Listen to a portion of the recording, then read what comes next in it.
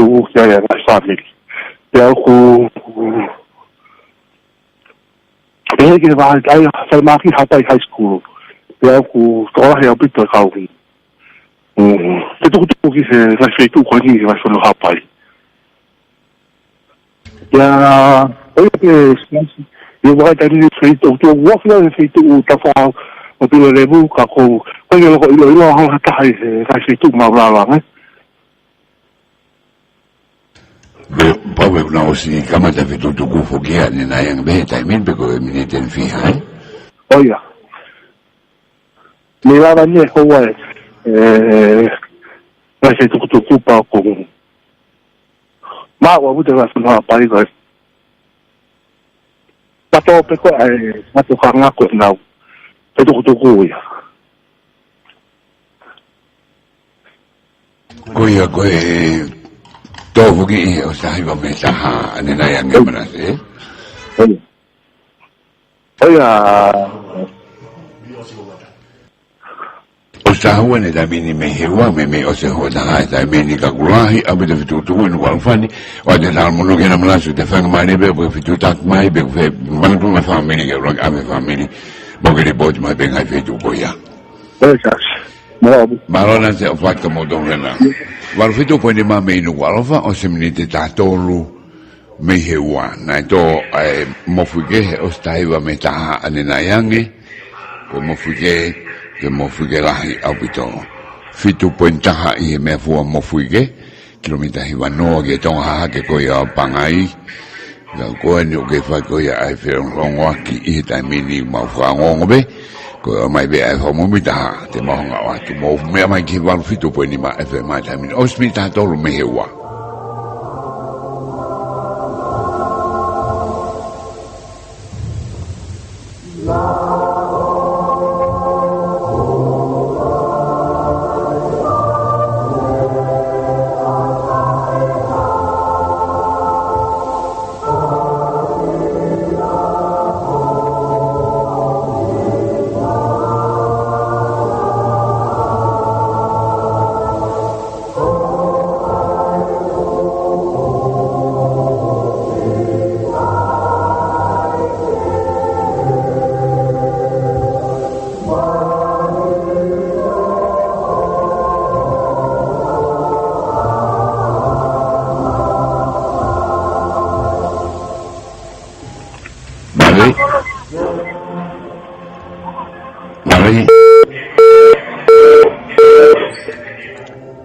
to fenga me be wada wa hiwano mo wal wada wa hiwano da figa mai ni be o mo fe ko fe fitu go mo ya hi da minima wada wang be fenga mari ai me ko to be male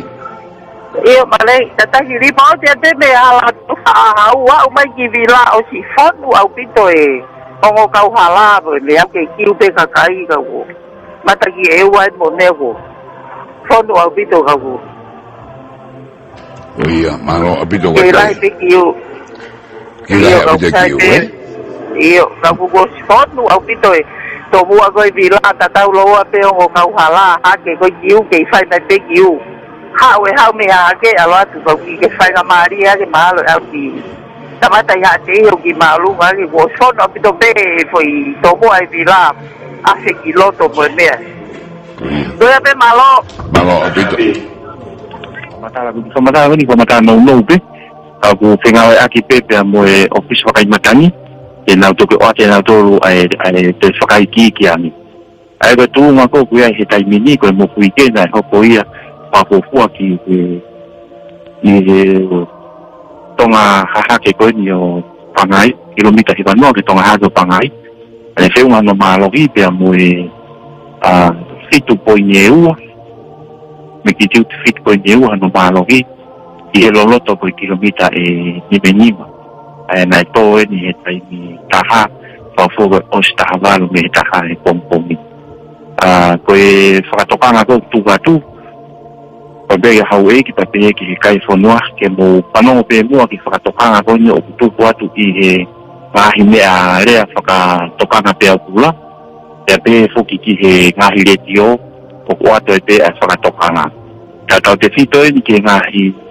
tafafa koto ape na imatafa na tonga tapuni ke kamata reba ko piloto fonua mama apito piloto fonua ya na feitua maalunga angepe ko fakatokana ka piloto nuko alofa kwa na ifare kwa ufare kwa feka kwa afunga baka tolu ya bu pi olunga ko mahuinga ta ye taimini ko se fononga aki ko hala e mukata kipe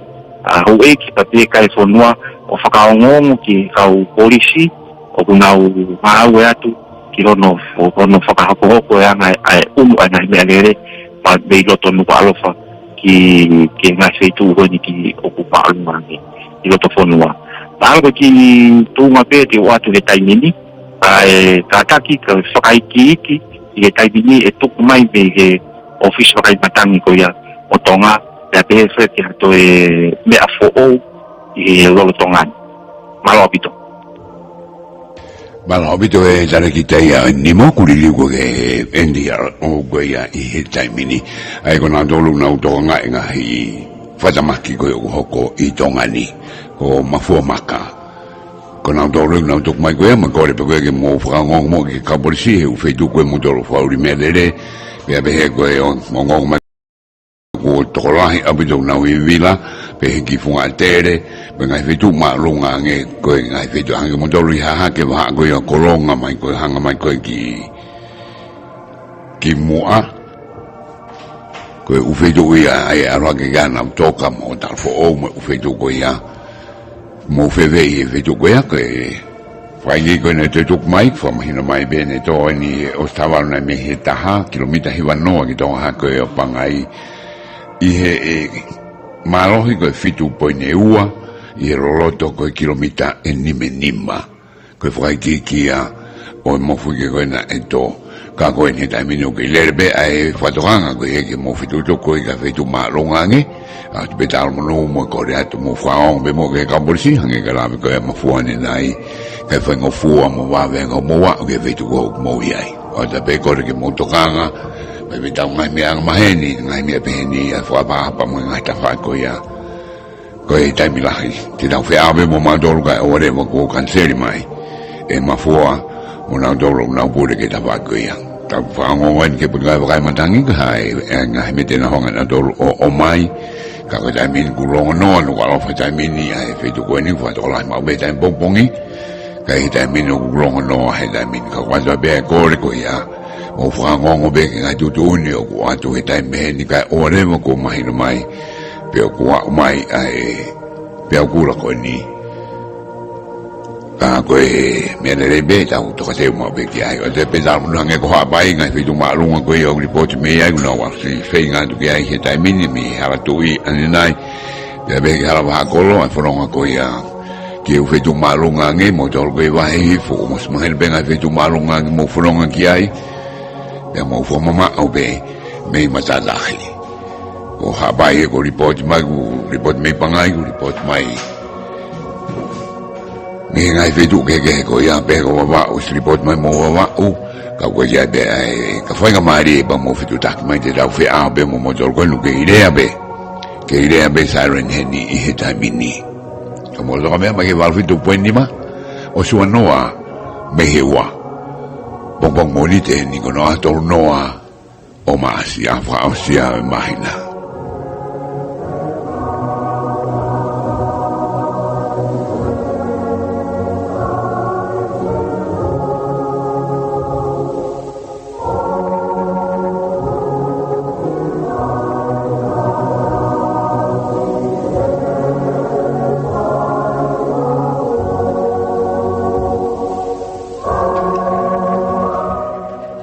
Le pot ke tu mai tau fika ma ni be wataha ua hiwano pe ko valvalu wataha ua hiwano ma lo wa be di kibe mo TCC wataha ua hiwano pe ko valvalu wataha ua hiwano male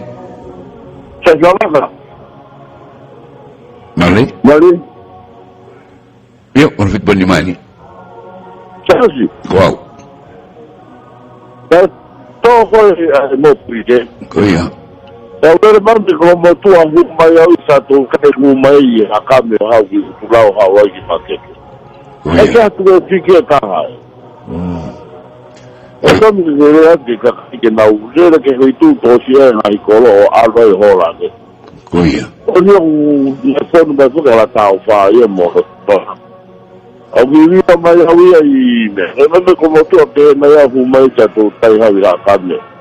o tu la ha o mo ke tai ni ya ka ka ye tu ma no mi ha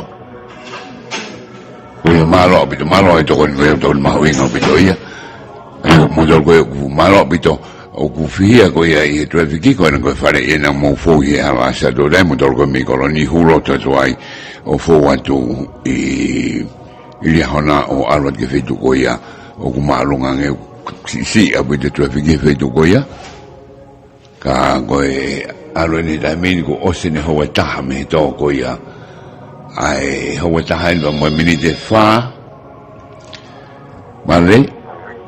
Male ta mai pong ini. Male ta lava. Pakita ke eki so ko te a pehen. Ko fonua ko tonga na tu kilangin. Ya ko famalo e to tata ke mi te ki he le ko sabe ni fa to kan ke ka khai. Kai time tata na tama ho ki mo ko puna me fisi u mo fisi time tata pe mo tongani. O wa ko he apia ko to betai. Tapi ni tamai o kulu ko ne pe he ia pe pulu to ngani pe tala ko tau ta ko na ta time ta tau pe ka ko mau to gon mau lo to fonua o mau mate te pe mau to ka ko hange pe ko lau ko na to na ta hi ku pa pe ke na unu ki na to we ka ko ki o ngo ate me lo to nga pa ko di mo ko puna me fista mai o ku na lulu mo ki na mo mo malo abito ate mo jolena Iya, o pato. Vitu tak mai o fato abito. Ko vitu tak ke mai pe na dol ko ia I lo fonua. O ku fa nga ko pa ko ni ko mai na to na yo I be I fisi. Ai lulu ko ia mo fuge ko fitu po ne wa ko mo fuge la abito ne tu ko ma dal fo selo ki ia. Menga he ngongo ma tu kwa me ni. O ku tu ko ia u ba ke nga e o fato po ka be akula o fato dau ke nga ya ko ne ma fa ko e uta fa peni ki he to te u ke fa sa ma ki ben ga wa be ai ko ka mo dol ke mo nga be ai fa ba be mo ta mo ki ta wa nga be ga nga be tu mo yai mo ta mo no be e ta ma le Terus malam ngau dah mau boin. Ana ta lava. Ko ilo tu fonua ke ta na ka tu be ke ni ko na ko le na to sai abito pa to kan pa sai ni ko no foi ma fua mo de ko ni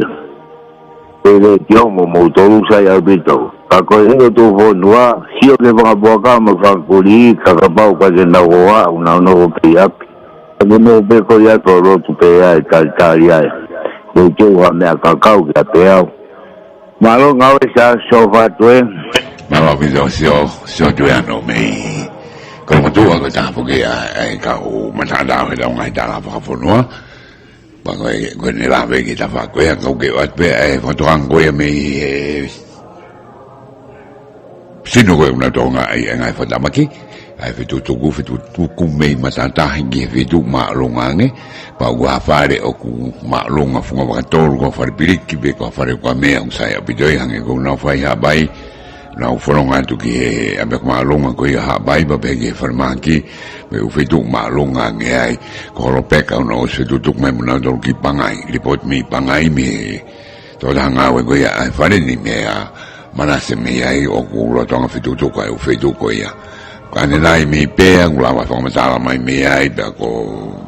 sio tu ano me ko mo tu ngai foma sala be ba be ge report ko ge me le ka ba u fihi hala ta fa ka we ko mo tu Venga che hala sa do tai ko si fai o ko ata ai feito goia ko e to ona be da fenga anche dai beni de ma muy be ngai me ko to hange be ko ko ya ama fo ani nai ko ta jaren ke fo ma la ya ki na wanga o mai ke idea be ai siren in walofa I he dai mini mo lo me ma ki val fitu poi ni ma dai fenga ta be ni ta tu fa da ko to o simni de wanoa me hewa ko lava le lei mi te wano lava le lei hoa e taha mo miniti e fitu mi togo ia ai mo fuge ane naiange tau ve abe mo ki motoro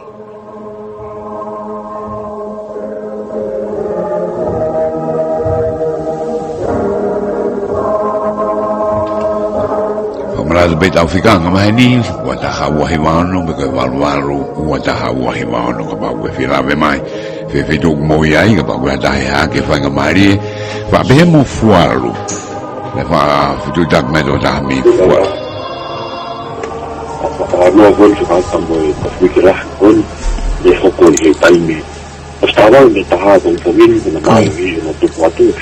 a fitu po ni wa o tu malo wa mata po ya go que imagino que está todo que ya se ve que va to wa ai fato nga ko ni ba ustu cuatro wa se va kita po ya ukula ko ya takangi do ko ta ba wa ta ma sai ve ni ko ya ko tu ko nda ma u ko ya ma ke taimi ni ku ya ni ko ma fa ko ma u ko ni de o se ni ko ta oh ya ai mo tu ko ta fa to nga pe ku ko ni ya ai te ku ko slava o fu na ya wa ta ko ni yo ta wa ko wan ko ya ko ta nga hin to ta ni ta to nga ya ni ma wi nga ke ko ta fe ma hin no ya pi to i ke wa ta ni tu ko ni mo ana ta fe na ya ki ko ta to nga ya ni ko te ku ko ni no ma nga ko wa o fu ai ya wa ta hi ni le no ko ni ta ni ta ni ko sentimita e ho ke fu ko ya ile tu ko ile ta ni ni ta na wa ta hi ko ni wa ko buna a pe ki va me wa ta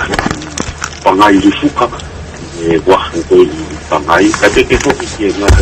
me wa ta yo ni ba wa a te ko ki no to ta e ka te ko ki wa ko ni e wa e me ni ho ta ha ko ni ko ta sin tu wa ni ai ni ko ko to ni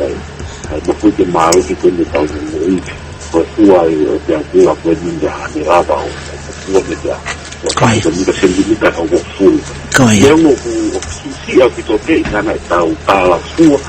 e malunga e te akua ko ni ta lava o fa mo ni a ne ya te akua a ne o shoko ya ko fu e ta ni a ko tu ko mo para que mari a ta ni que ilo e ta kai ko ni si a ki to te ai te akula ko ni ne lavare ko ti se ni ta ya mo fu a te ko ni ta ya no a po ni ta i e ta o fu a ko ni ko ai ya fa ta i ni tem ta ka te a e va kai ke mai ya fa ta i ta wa ko ta i ta ke fito ya na i ko no o fi ma ka te ta to na lava ke pick up ke e lo ai ai te akula ko ni a i sentimita te fa no ai di we ma to va ya dia tahu ngai ko no ka una pil me wa ka ko ni we me sentimita ya fa no ko ya ana re ko ti ai sentimita mo fu ya ba ko wa ta mo ta na ko ai ko ya na ya si yo pa mo ta ko ko ko ni e ta fe a wa tu ma ko wa ka ko mai ko ni ya tu ko ma fa she ma ni e a ki ka kai fo wa e ta ta ke ta to ko ni o ta fe mai a ki la ro pe o si ya e kai o ta tu ko mo ta mai ba ko wa ta ko sai ki tu a pe ko fa malo la ya e ki ka kai fo ni a ko ta ko tarian ka to kana ko no ku wa ta ki fito to ka nga to ta o a ka mo re a ta ku wa ko ya o fa ina fa ta ma fa na tu fo ko ni hanye pe ko ya ko ni ko ni ko wa ni e ko uri ko ni o que ta lava i lo kai ni ko wa ko ai pa ko tau reaction de tau fai tu tau ga ni ki mai ke tu ba ni na ni tu ma ni na o ki ya fa malo ke ya ko kai ni mai ni po tu ke o ku si po ti mai me ko ta pai ko ya de to ki to ma ta ku ni ka lu ko ka ke ko ka ma ku ke ta ki la ma ta pa ko ki ra me te to e mi ha ma ko ni o ni tau ta no ai di mai no te ai na sei tu go ma ula wan ta o ki ani ki kai o mau na o ki to pe a ki tu ku wi a pe me e ta wa ta o ki mo to go ni ko lo to ko ni wa a pe ko na sei tu go ma lu nga ni a o ya ai ta po ma to ko ni ko no fo ma o pe ko ya e na sei tu go ni ko ana ma he ni pe ke ma lu nga pe lo to ko ni wa ta ta pe e wa toma tapu hapai fa wa e mo wa ko ya o ya ta po ke mo no fo ma e pe to ko ni ke ta o ke mai ati me ta ke tu tu May ko itu ko maulaw lang na mo yan ko niya makutina the priority kita sa ini mo na uno ko ni kita pa niya ay ko na kita o kung kita no de ko ya ko tu kung mahino ko ni tawya ni na itay ni ni ko kawan ni mo fitira itu ko ni ta ko ya itu ko no ako no malo ito ya ko ya anahi fuaki ke o e malo yo o fuaki ko pa que se na ati ko ni tambo da ngai a funua e soroki ka te he o pisto nga tina basta tamba ka na tua o mau se na ati o mai na to matawa pe ni ke tu ka te muto a ke ka ka funua ke te mo pe kian o Hong Kong a pe ko epicenta o ke la ke ko ni tao o ni ngalu ko ko kita haya ati ba ko no hapai a to Hong Kong a pe ko se to ni ko ni na to ya ko ke ko ni ko epicenta ni me ko kilomita iba no esa tonga hake o pangai di fuka ta pa de tau fuwa ya me ni ko lo fani ta me e o me ni ko kilomita ya o ki no esa to ke la hake ni tamo e wa ai ko uro uoga ko epicenta ko ni ko ko ni eu fita haia aqui de capai de pana le kilomita Ivanoa e fatonga hake o pangai capai e ainda ko sitio ko ai fui malo ko ni tau o i o menegen for Don we are the Tonga Trench, because very at Tonga. I am going to sit on a sunline, pretty from more of the tectonic plate or South Pacific, from more Indo-Australian plate. I will I Mongahi, I like the Mofike for the very at Tonga, the Cocoton, why in Tonga for Mofuike for the country at Tonga, o kita al Hong al de ko ni ati ke va ko no hapai e kilomita e va no ke ka tonga ha ke o pa ai hapa ka e o ki mai pe a so matala o lo ko ki ka toka ma ko di pa ku atu mo ki ka o pe o sai ready de mau ke o ko ho atu pe no sio a mo no mu a na ya so ta ko ni e ko ta hapa ni ka hoko yan o sina ko ta hapa ni hoko ai ki ko sta hapa ni sta hao en genyo ya ni ko ya ya te mau mu ai uwa ki to asio ka ta ya tu ta mo sio ni kai binyo ta tu fa na ma ni pe a i ta u ko ta to ni ko ni la uwa nengo kusinya ya so ya kula sentimita pe ko fu na ma o record nila no si pe na eta usio na eta uwa ko sentimita ko fu ka o fu ma ho ina o ko pe no mata ka ke ko ko ya ko te tal ko ya eta o ke fa ka mama o pe ka pe no ta ma mata ko na ka te ke ta ma ko ta hi ko ka tu o tauanga maheni ko to ke tonga ko to maulalo ke ku sia e kai no haki mai e kai ai ko taha e tau fa ko no ngati ko ni ma ko wa ni pe o tau fa tu ko ni o ku au ia ke ma hange ta e no ko ni ko to ma to ka ta hi ia ko ia de wa fitu me wa ko to ma to ka au pite ta hi ta ni dan pe ana ni to ti ko di o mai hange o ku tiga ja ka i do mai ta ni tai me ni o ka ai ma to ka au pite ta hi tai me ni ni to ko ni pa ku sa fa ta pe ko mai ko ni ai ko ku ra ko ni au to ma ta ta ada si yang ai ko ma ni ke kita wala kita usio iha de maulunga ni te au di kane te fa te puaki ni ko ni ta gran ai ai ko ko fa to ni tai ni te ke vai ku tu pe kau wa o dia mau ngata ko to to e pa mama fai ni ta pai ko mo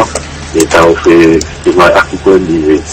ko la ka ko mai ni mau mu ai tu ma o me fa aki ai ta tau e ta ke te ha ni ni e mau ngai le ko te me fa ta ko ni se ni ta wo ai ra si yo kamata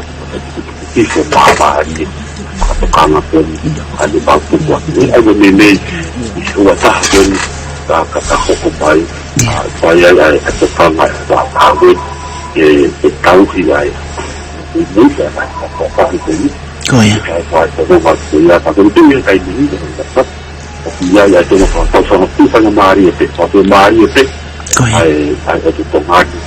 waktu kita pun itu harus kita malo au pito e whamatala mau inga koe ni o ko vai mai me tale ki ta ko lai tia fifita me he sentao e whamatala e a me fua amotu ngai whamatala ku tuk mai ke mea lai tia ta mu be me ai ngai hoa ta koe ni no rotonga ngau e ke ngai me sivi ko ia i tahi pe ha ma runga ko ia o uta wha ko ia pe ko ia ni te nau hoko ko ia ai ngai whamatala ko ia kada o wangang balale malei ko kita te ni me he funga fawa ko ko tsunami ko osina aku i mau api pe i fawa na si o he ngai pratamaki ke ha ko ai pe au kula pe ko ni ko tsunami ko ni fatokanga mai ko si o ko kitahi ko mau panga ko u baka ko ose tahia kunau ela pehe kere koe ki te aha vai he loto wafu whaua koe ki latokanga tu peia mo ki talanoa tu ke anga hau mau matahatahi malo apito iyo koe leo si fo madala mai ala dia kia hita mi lotong mama hita min konga benga finga aki beka malo apito ripot mai mi mawhanga ia malo apito kage koe ngahi fo madala menga fitu koe ko nawanga o tuk mai o whelave bea moe tukunga koe ia iu nau whitu tataha o tae whamaro ai ka hange koe kore koe arai tia koe hoa taha ho pai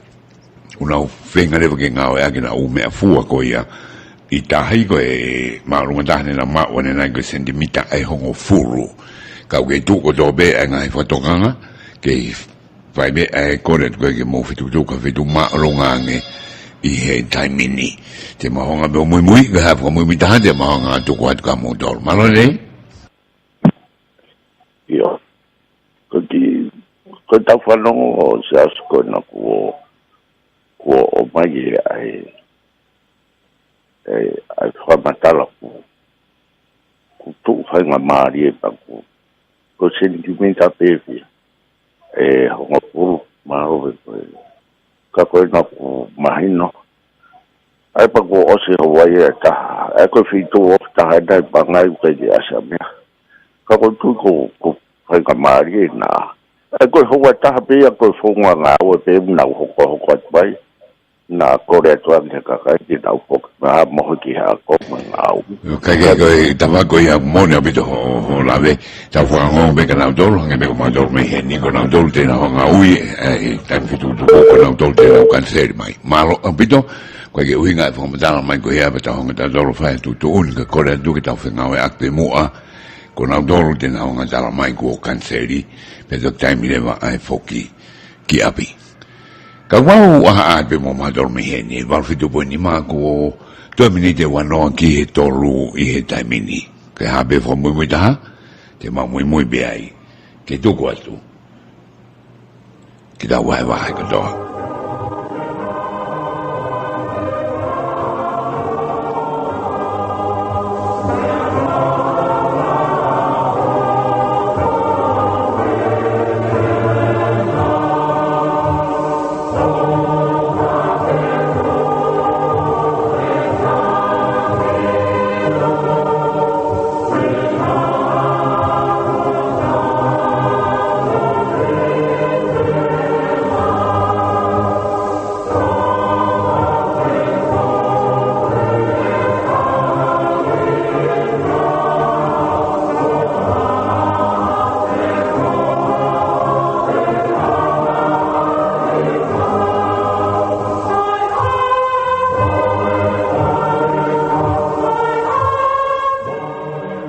Vale?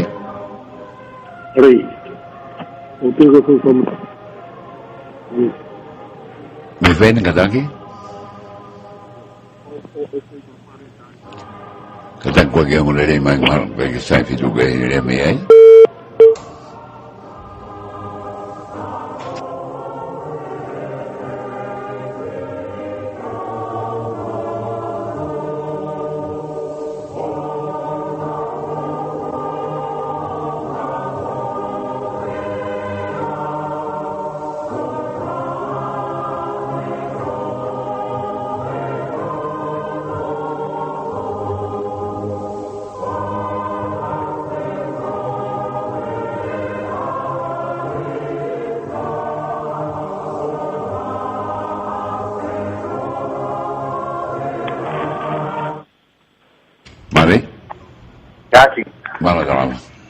Maro.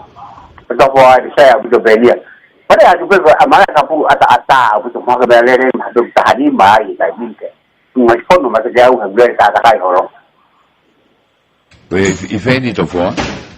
Mak kapu betul buat ata iya. Mai mak belian ni tahani mau dia kaya mini ko dia tak kaya perkoron. Itu bukan macam itu macam dia buaya. Buaya malu betul buaya. Malu betul tu kan mai? Ada dalam rumah motor hendak hendak berkuah bermegah dominan. Malu betul. Ko to foai, malah aku ko ye to foai, ko ada betul mereka betani magu ada mini ko phone betul macam itu. Kemudian mau lama fedwai, fangong be polisi ko hendak tu dunia tu kuat tu. Kai fangong foai tahu fangong aku ya ihe time fangong tak beni malah ni. Ada komputer. Malah lama. Iya. Dia kita tahu lah betapa siapa saya. Malu. Iya. Tahu pasti tak itu atau mas. Kau lagi tahu toilet lagi se. Bau ku tidak ngalo ya. Betapa pasti tak itu. Kau kalau tolah yang kita kaya keluar. Ko sto ko tapwa ta ko la ba ya la wo la to la pio mo ki la pio o fa malo bito malo ka mai mal fit poi ma minu ko fa to e minite ta no ki to lu he ta mini ko si fo me dala ko ya la te fita per ki ta ko fo me dala e ya no ki fai nga o ka to he ta mini ki no si vi ko nga o ya nga ma he ni be ya na do ru ai u fe tu ko to ko na me fu e tahi ko ha ma longa ko ha me ko e fai ko le ko ka modoro ti ta fra ngo ko to ha kan seri be ha me e hoko me ya na dolu na tu tu ni ko e fai e tu ko I ta mini ko e guarda e ko le ta fa ngo anche be hoko be I time ko to be ba ko be ma ka polisi ngai fe tu ko to ngai fe tu report mai wa de ta mo longa modoro be ki ha bai ko e kai nga kuna o penga ke nga fitu marunga nge ko to foain mala ka bulu ko da moia mane ale tas malo re mo ke ka kai ko na ko e tala tu ni mai kai mi ke po ki na ka ngo ko e po ngau to ka ngo ki ai na ki pa ma o ki ko e na ki po to malo bito malo ka mai ko ya tau whango me kana dolo ai kau taki ai ta whak peni ai a koe ni mo ia bagi ta whak koe ya malo le no whenga mai me ai a koe whamui mi ta hai ni ko lai tia whiwhita tau te whango me ni hato e whanga mari he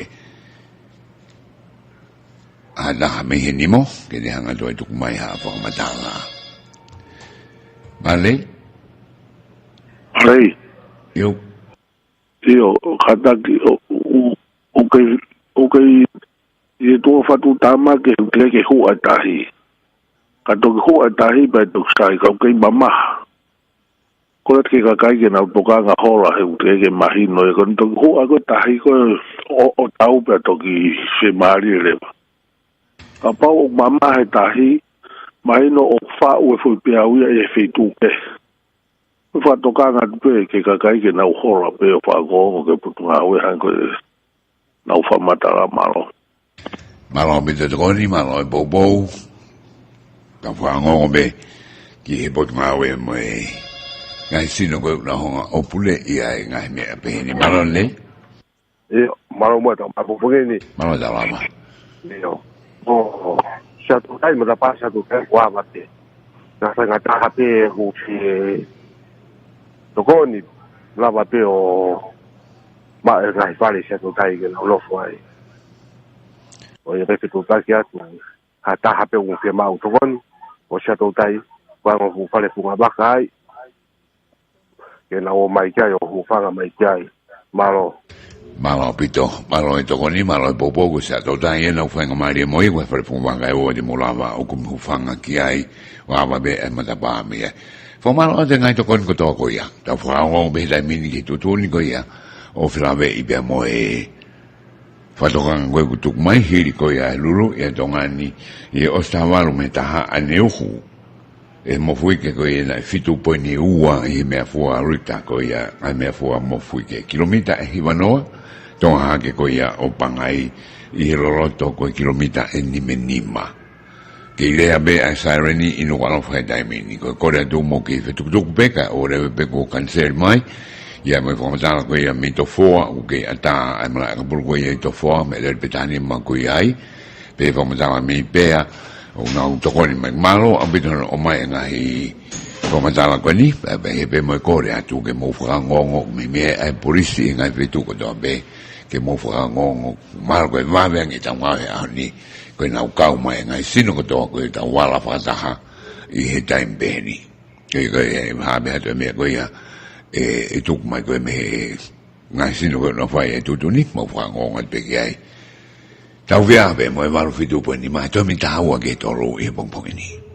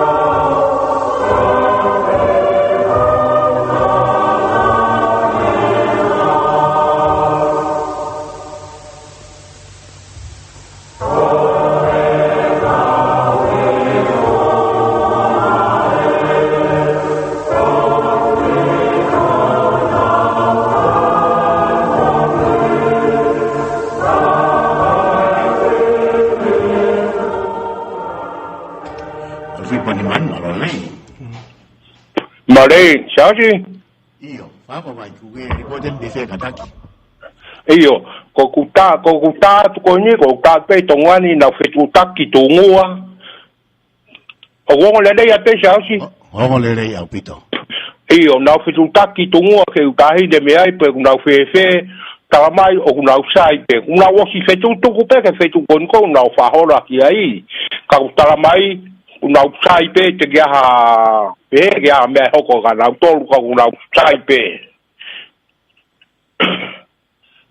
Ko ia malo abito. Io Malo cha fie. Malo bito ko e ngoi me tu me a bai ko fo mai ai dang dai ko ni. Ko ko se pita mo no ko motor ko to fa ko be me ta wang ge dai mo fe u drill mo u me be pe tu ma ronga ka ba ko to yo fa ge dai mini. O ton le fo ro a ko ta le le a sa ni man ni nai. Ka ge ko no ge le be dai mini ko ta fa ngong ko to be ko ha du tu ni mo fa mo ta ha fe la ve. Mo na nga we ko fa ko he dai mini. Ko si tu ko to ai sino ko to fe la ve mo nga fa to nga be ni. Ma nga we ka to atu e dai mini. Po de formalo ka mo dol fi tu mo yai. Fa do nga be u to ka mari e me ko to me hena.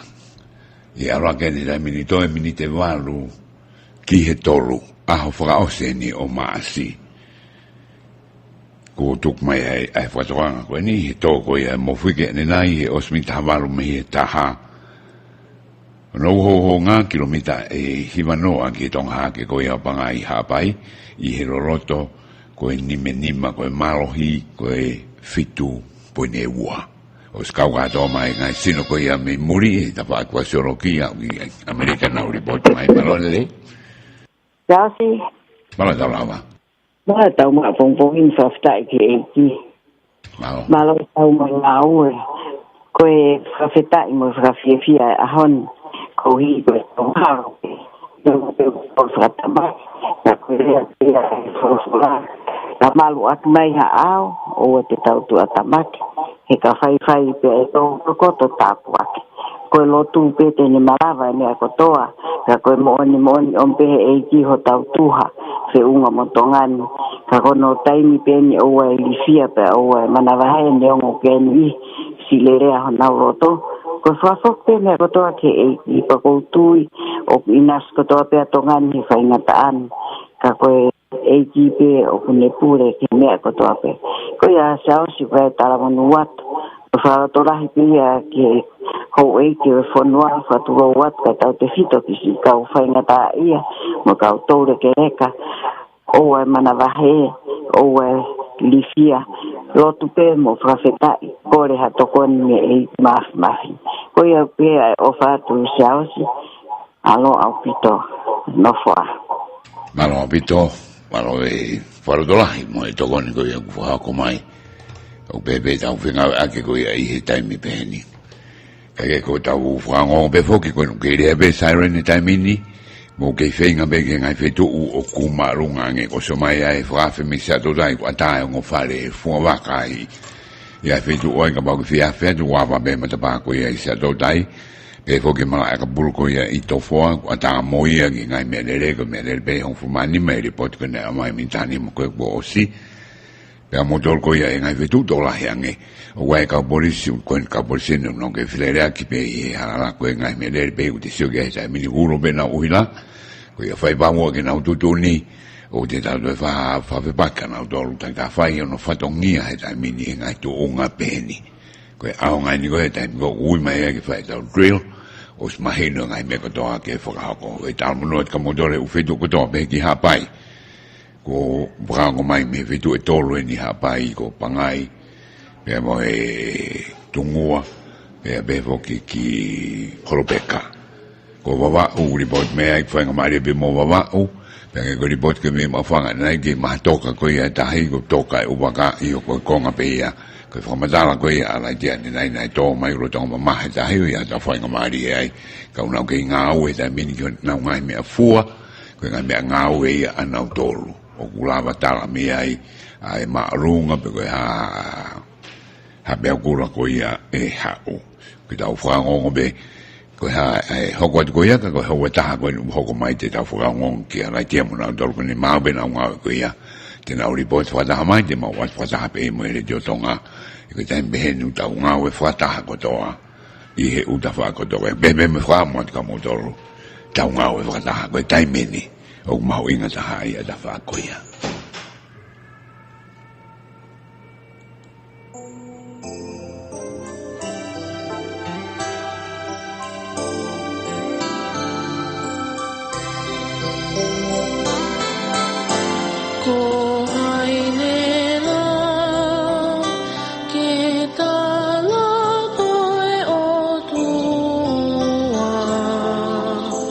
E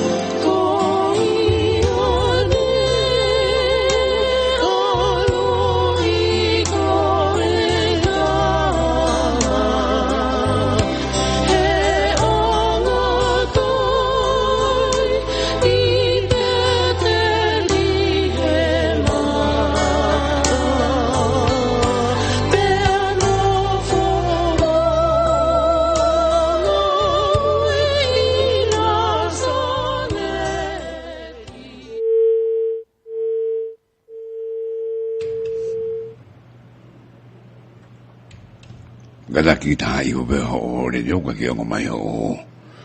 le ka ba ku ke telefon mai pa fo ma be ho telefoni me le dio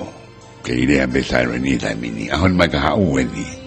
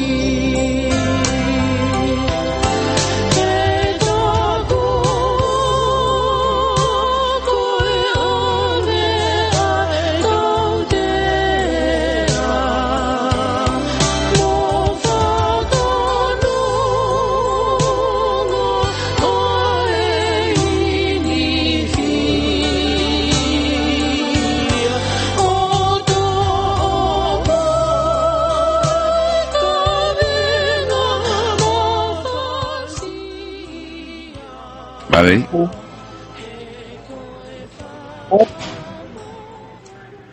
Vale. Yo sai que iki tu pemo que sai tu haloto. Tu mas mau tamai sai mana ofa aciona. Fasta yo mau la marie que aciona pe que ngalo ho ngai me ofa fulipe. Yo tu mas ko hinga ui pe famalo pongpongin ko hui ko tokoni ofi aciona. Yo mau ki pureangan mo mau fonuan. Ya mau tu ya i mo falala ke o tua na tuku ki ai ho mau pureangan. Yo mau uakfa. Mo ape ai asiona me ano kotoa. Ya ho pai ai fonua mo kakai pe tok famui mano a kelke ya mo tai. Yo tu ai kai ke mau fiu, kai ke mau ma pe te mau fo. Ye hike atu ai fa malo ke asiona. Ko hao mo ui ko fai asiona. Wahe tonga tap hapai mo baba ba pe ngahi ngo mau tui pe nas ko to pe o tongan ngahi fonua ka nga ap he pasiki niwe ka ma fish o kai ho mau ngahi kup se ka wat fa nau ngahi magapuna o nau ia he fenga ke he mo ei malo ma u fonua fe unga mo kakai ya ma u fua me ko to ke mau tu pe mo kai ya ko mo on ko si hova sa tai aciona ko fe unga pe o tonga ko sa tai pe aciona ko ia pe ho mau fe unga mo mau vai fe unga mo mau vi fe unga mo mau nga me o mau pe ne ngo vai tui pe mo lo tu pe mo ke tu quatro ele acio mo tai ne kuini mo na fare a ho e ke fonua e pare mia pe mo fonua mo pule anga kau taklo tu ko to pe kau paresten pa oke pikopo pe ke kau takilo tu ngai sias pa kristiane ko to pe tongan ko mau me pe nok tu mau malava tau mai au ke ha ta ha se unga kai ha ta ha tau e frata ka kunga ke o tu alahi o aciona ko mo ko ofa e aciona talu mai mu ko ia ofa e kamata hanga ko aciona ate mo ho mau pule anga mo fonua tu ke au ni mamalu aciona malui ilonga changa family mo nga fainga ta kok franonga fa fi maria aciona kana fainga tu ko ni hali pe ko ya ko ni ko la ni e ko ni ko ni ko ke ta wa ilo kai ni ko la ko ai pa ko tau reaction de tau fai tu ko tau va punto ki na ke tu ba lo no tu ma lo na o ya famalo pe ya ko tai ni mai ni ko ki o ko ni ko ki man ko pai Aia koe lipote koe nina e whakahoko ia e laitia fifita e osi wataha me hewa ka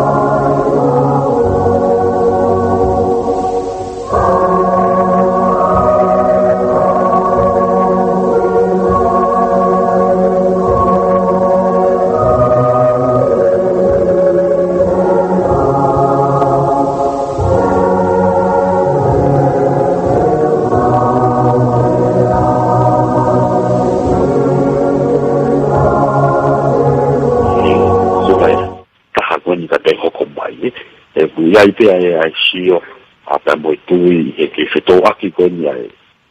fukaitahi tamonahi ya fuatahi ko ni fai ai sio a no ke tau ki atu ka pranga ko ni ku ia ai to ko fa fe mari pe a neongo ai nahi a pia kua ko ni record i sentimita ho fu ke sentimita wanoa i he hu mai ko ni mai fa matawa ko ni o ku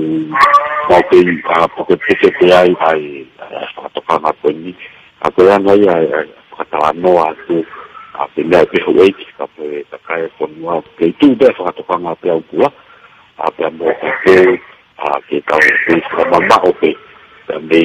vai mata fanga ngai fe tu o fi tahi a i ka mai va to no ka to ape i ka o fa to no ma te ko ni a mai na pita pe na report ma ke pe o ku mai ki office a tu ku ko o tau tahi a ne pe o fa mata la ko ane na ya ni to to ma to ka tahi e dai a i ka o va to no an a pe ku a ka mari pe ia ko ko ni ko a ko si ko ni nga i au ko ma balava o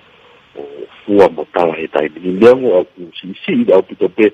ai pe au ko ni ko lava o le ko ti sentimita ha fu sentimita wa no ka ku famoni ia ne si ai pe ku ana ya o mai ko ta mai mata fama ko ta mai va fu no ta te ni to ta di e a pe so ki ka pai a i he wa ma o ko ni ka leo ne si ai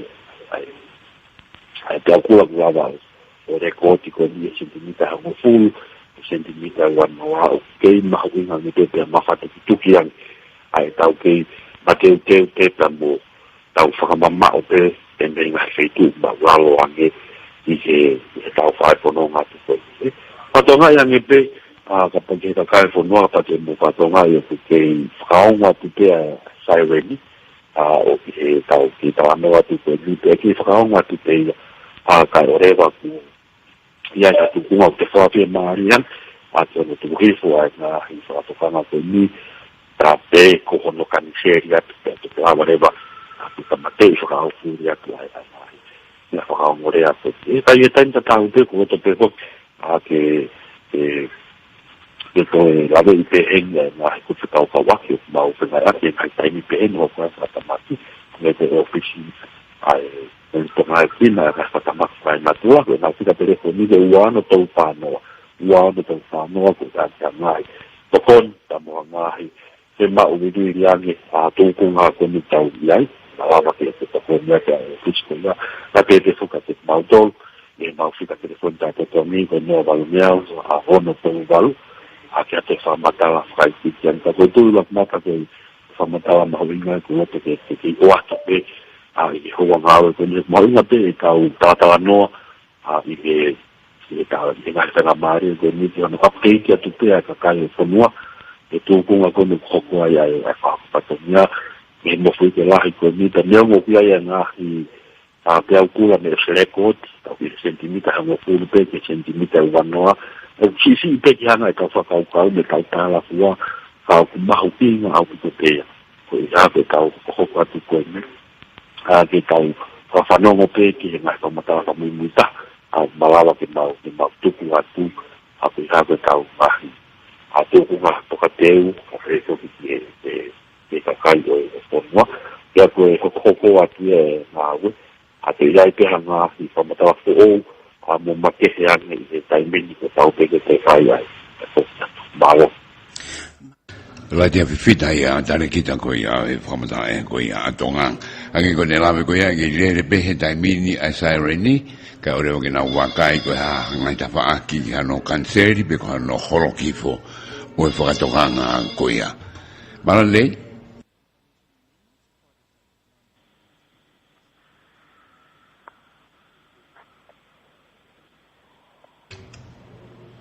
Malay. Mai ta mai pong ini. Mana jalan apa? Ko te whakamana ta tue mea ko mu whakamana mai mau inga ke ai aki ka ki re tio maka he tamate uhila ko re tio maka ko te tau whanongo ke ai whamalo ka lai tia he mai whamatala lere ko tau monu ia ai ki whakatokanga mai ki tau tokanga ki ngahi mea koe kakai to tonu e koe ki tau whanongo ki ai ka whamanata te ke kumhea mu whanki re ti o makahangi ko tuwaku ki whawhai he mate uhila taimin tak ta whawhone ne telefon koe ki hana ki tau ilo ne e hoko mai e koe ape Malo apito ai tokon magabag mo ni apito yung ngabig mo faat mi heni ko melere ya be hogire tio maka ko time be heni wite ke alfo ki ngai fe du ke ko ga u hila ke tau ya ho re tio be ke mama mo melere au ngare hogire tio ke malo apito format mai ka te format be ai ho ha ko tuk ma ke mela tia vitan lo tonga nga we ta min fa na nga we ko ya o ku tenau toki Tala mai bea taimi ki tamte ai saireni, because taimi ki holoki ai hai whatoka ngape ko hano kanseri. Au bebe mafuka ngongo a maudolu. Ko taimi ni kore atu i tau whingawe aki whataha. Tau ngai whataha mai pot ngai polisi mangai sino ko toko i whilawe mangai me beheni. Mo maudolu ko ni. Miho mo re te o te tau alu whataha pe. Mo whaka ngongo bekana. Walo wha osmin tongo fulu mehi tolu a tolu noa ni o maasi.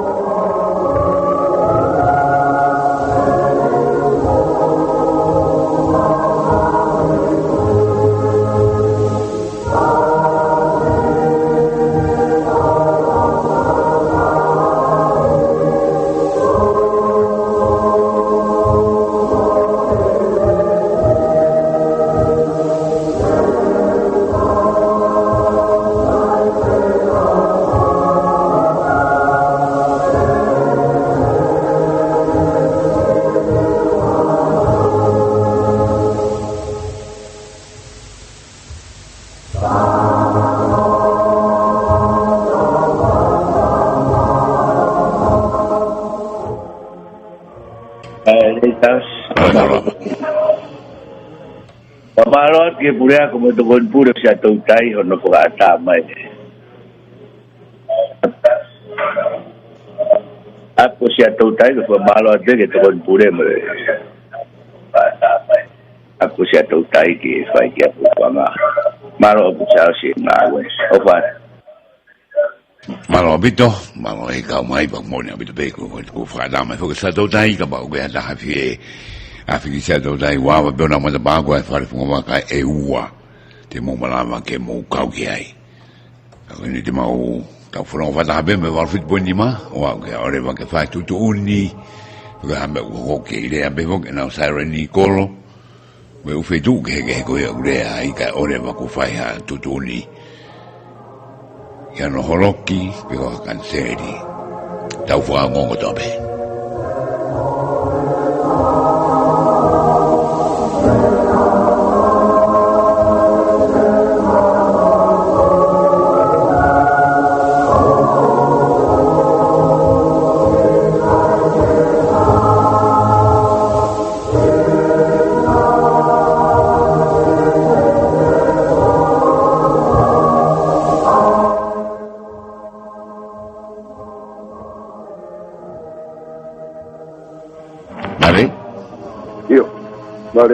Io quando vuoi e o tego da fare che tu canti o ma i poloi o kuna u fai la mari e per ku kai ya me Allora vi telefono fuori a bai io i poloi voi a bai ma kuna ka ko yo sta no ila Coi e ya kana Kuna fai mari be ngo kuna ma mai Oia Lau si panga mari e tegu. Masi o don baba ko ke tai. Goia. Goia. Malo abita no mai ngongoia. Malo atu. Malo abita ka mai pa ko kai ngai e fonoi. Una u fenga mari be ate tal mulo ka modolo i fonoi mo fena mai. Ti dau fe abe mo modolo. Ka ore va ko ha tu doni ko e horoki e fa doka ngabe ko kanseri. Tau ngā obe me walfit po ni ma me anga maheni behi ngai me beheni ngai sino ko toa whikawaki taim beheni mautu o toa koe tokoni ki tonga ko toa beheni walfit po ni ma me nu walfa os mi ta fa me tolu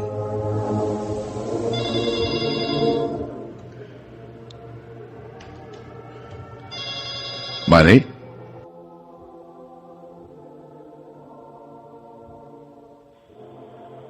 Malane. Patolawa. Iyo, ki kore ne tuenya ke me panga polisi. Kore mange kainga patangata pangaloto mo popua. Wah, tuka hata fumakatunga toyo kita yo fai tuki. Ika mo tokanga e na ulo akau me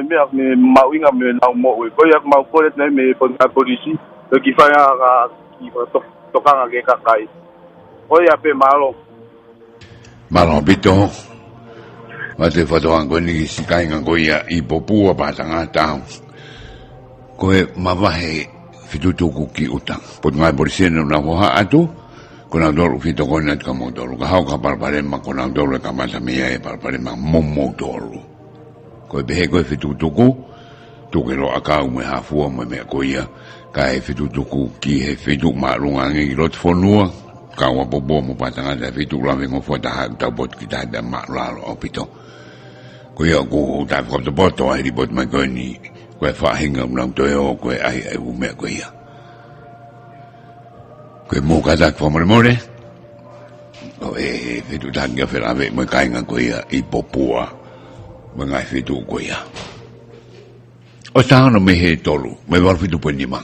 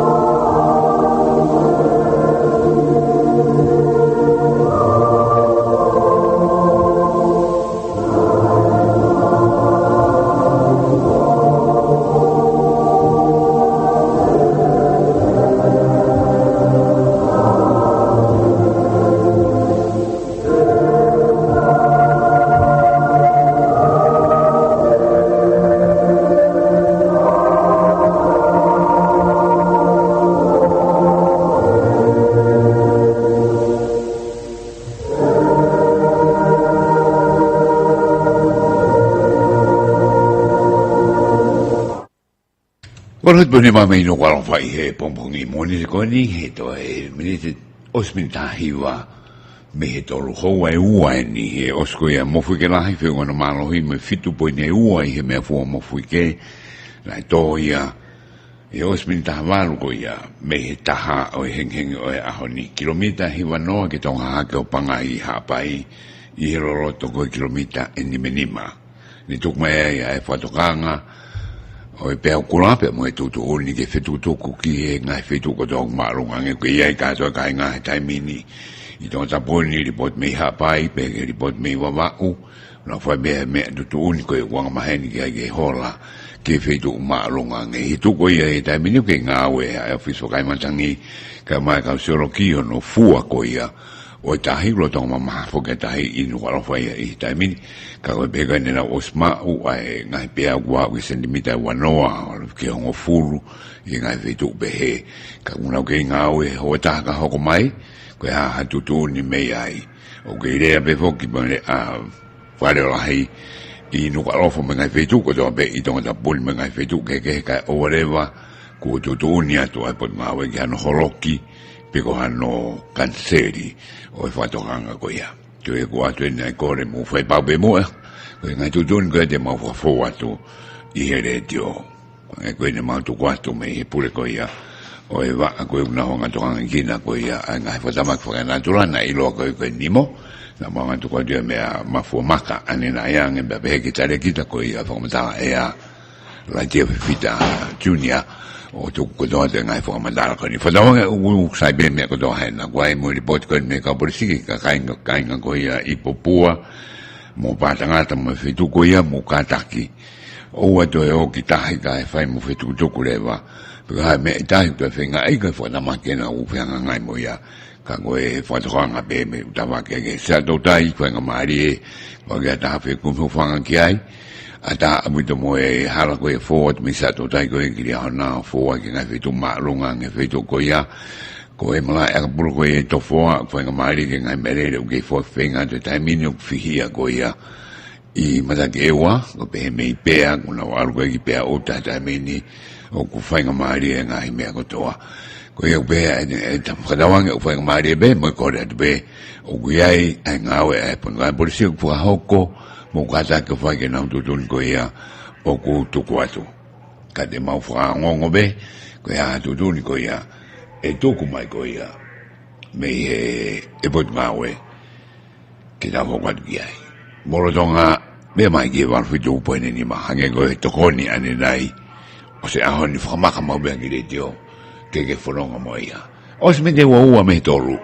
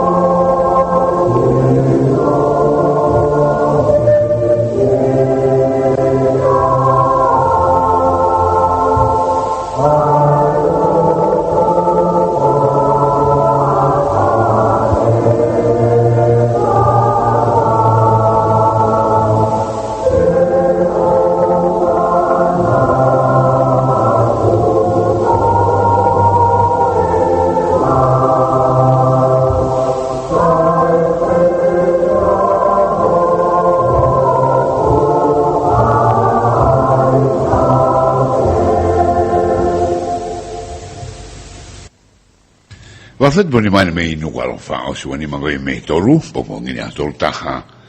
o maasia, fa mo mita hae ni ko e ripoten me pot ngawe ko ia ai sabea para ni be mo nga i koro fa na tula fela ve ko ia be mo fuike na e toki to ko ia kuna hanga riwa sen be liu ko e mini kono malo hina e fe unga be mo e fitu ai ko tu ko ia ko ofita ko ia ki feito ko ni ye wo honga ko ni ko pangai ha pai ko kilomita e te au ua tolu ke tonga ha ke ko ia pangai me i nomuka kilomita e te au fa ua ke ha ke tonga ha ke nomuka pe ko nuwalo fani kilomita te au hiwa tolu ha ke to ke la ha ke ko ia nuwalo fa ki ne iafu ko kilomita wange au ta ono ki tonga ha ke ko ia ne iafu ko loloto na itoa mo ke ko kilomita ni menima la ho ko ye osmita malu me he taha pongpongi heng ko ia o ahoni i tonga taponia ko tu ko ia ta fakta ko la titute wano te smare e fahiwa fokatonga pe ko e long tute ta vitolu te smare ni mafa ki hihifo na e ongo i ripoti ko ni pe ko tu maeni me he eva a solo ki ko ia a tonga ni tonga geological survey ai ko fo mo mi da hai ko tu mai me he ni ke le be fo ka sa ni tai mini ta fo ngongo be ko ha ngai tu tu mo fe tu ko mo ai ka ba mo ke ko me la fe tu ke mo ke ai ko ma ka bulu to fo ke ata be sa to dai ko dai ngo fa de uai wa ba be na ma pa ka ba te mo fi fronga ki ai ko re kana dol ko ye popo ke yo ba kai na fau tu ko fau ka mo fenga ke o fetu ma lunga nge o hange ko e ka kai ko yo kuna u ia ngawe ka polisi da mini ke na to ko nya te ngai fetu ke ko ya ku fa kai ai hola ko ya ia hani ta ko te ka tu be da nga hi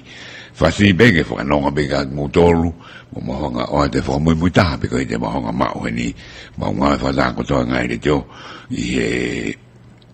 tōkunga ko ia e whakatama ko ia o hoko i he taimini. O so maru me he tōru.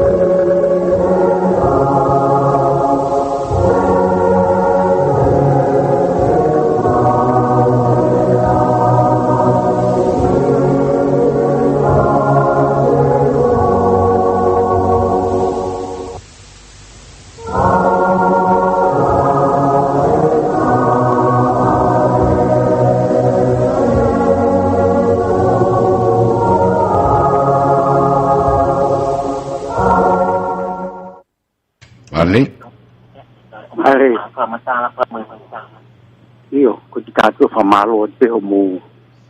nga o fai ka mai ka bosi mai no pe tu ku ngai tau ai he me ko ni nei to mai pe me pa fa no mai pa mau le ki to fo e o ste o ta o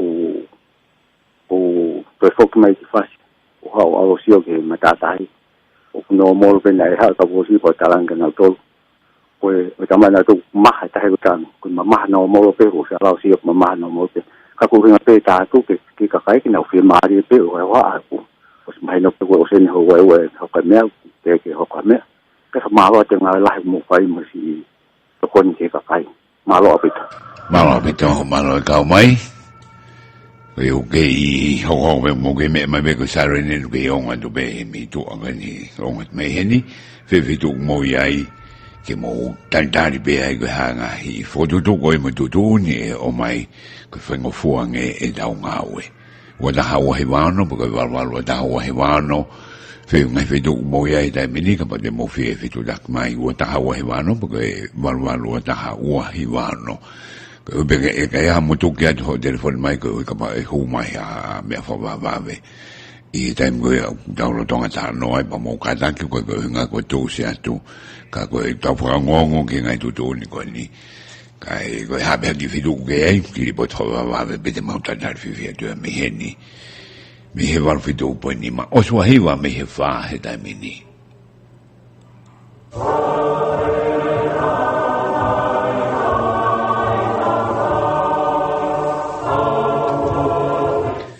mà đấy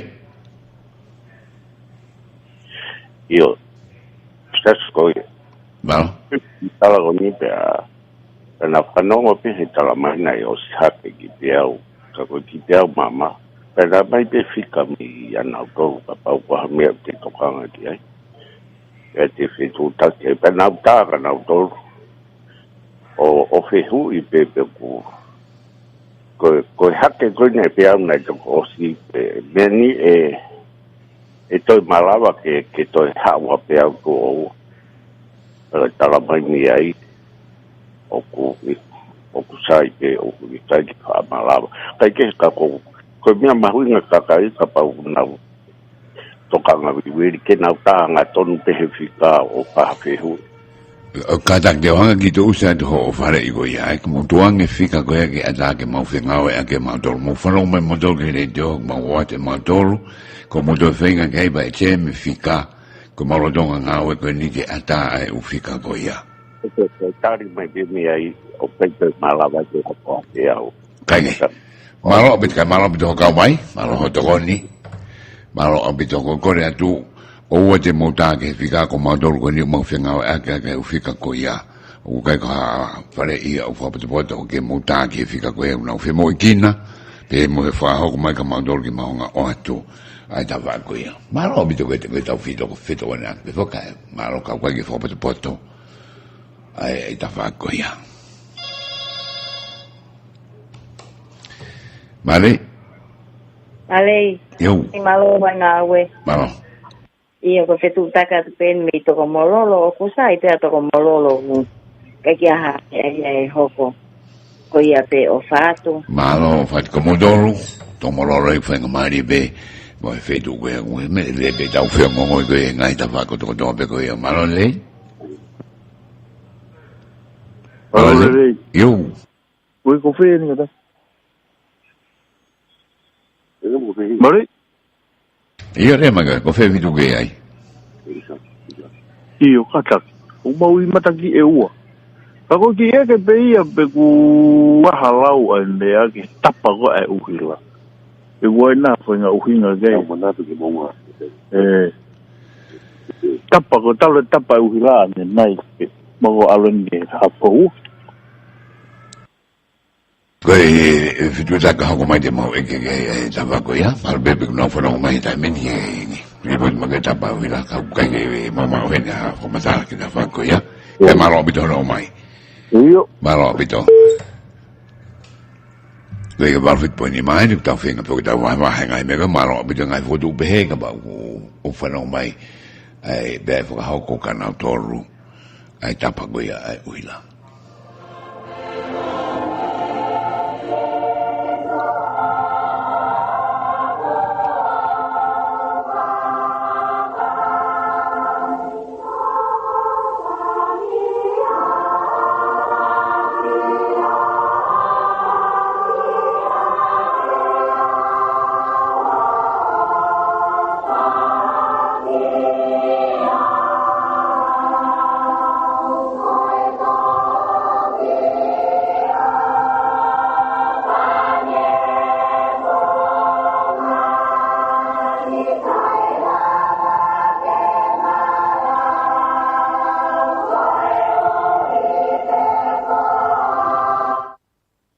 Vale. Io, vale, sasi. Vale, jalan. Ya apa ya, Manase. Manase.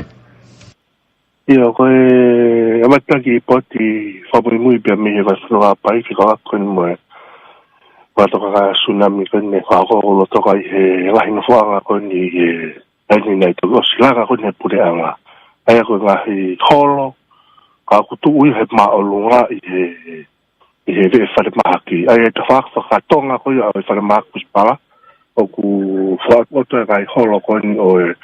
ai a koe o te whanga monga one, kai pehe ki he wahe ui hawa e kau wai, pehe ki no whanga ngahi o te motu ko ia i he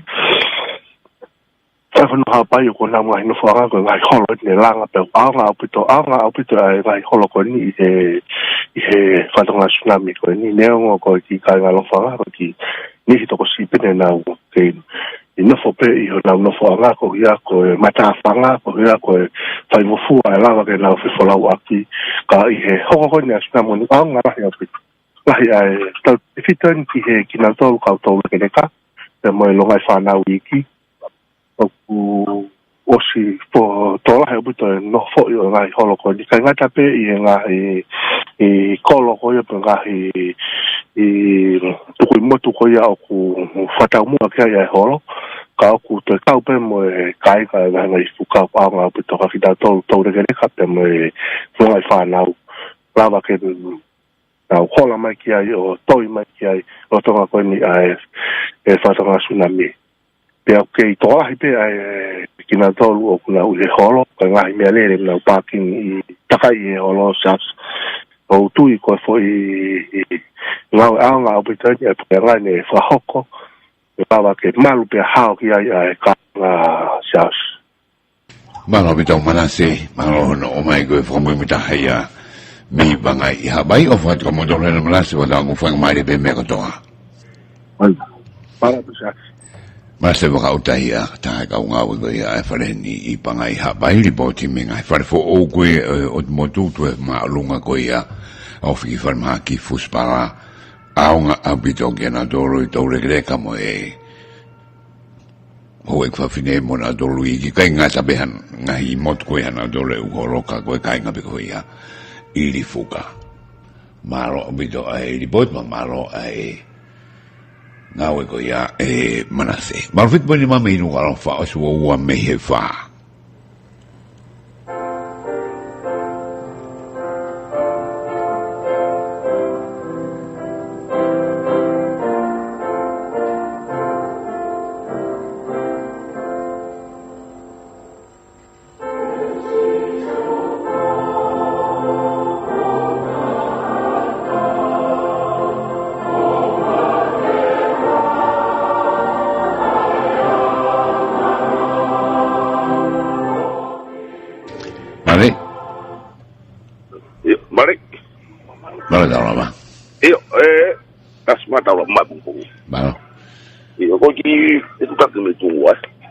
Malo.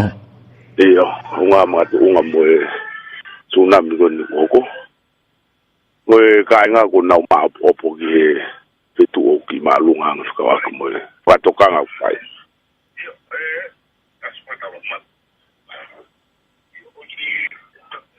Mau be me ko to. Iya, mau be me ka to. Mau ka nga gai, ka ku ka to ka vai. No si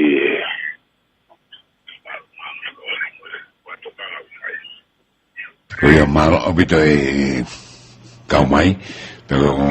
fa fia e kana do na telefon ma be ane nai ne na na fitu ta ka ki he na nai ka ko no ke telefon na don mai e da mo no ka mo dol da fa ngon ko do be ki tu ni we ha me ho kwa tu we ngai ho ko ka ho ko mai ka overnight ka mo do ri tu mo e malo abito tu ai i ta me ni ko na o fa ko mai na o fa ngamari be Ngai o ngongo koe whawhiwhia bito koe o sea e ripot ma koe mi pangai mea Manase e wakauta o whaing maari e bebea mori fuka mo nang tolka do he u whare koe ia tau bebea mo o tonga tamun keire a beta min a sarin whakata tau koe ke tutuna e tuk mai koe ane nai e vai dia e whakalere beka o whatever e whakarea beka o whatever ko ma opo hana tu oni beka me e hoko atu kaunau kei ngā ue beki ono fua ko ia o e ngai pēo ko ia i tahi warwhit poini maani te lau whe ape mok motoru kai ore mo ko ha hoko mai atu toni me he ka mama vai Yeah.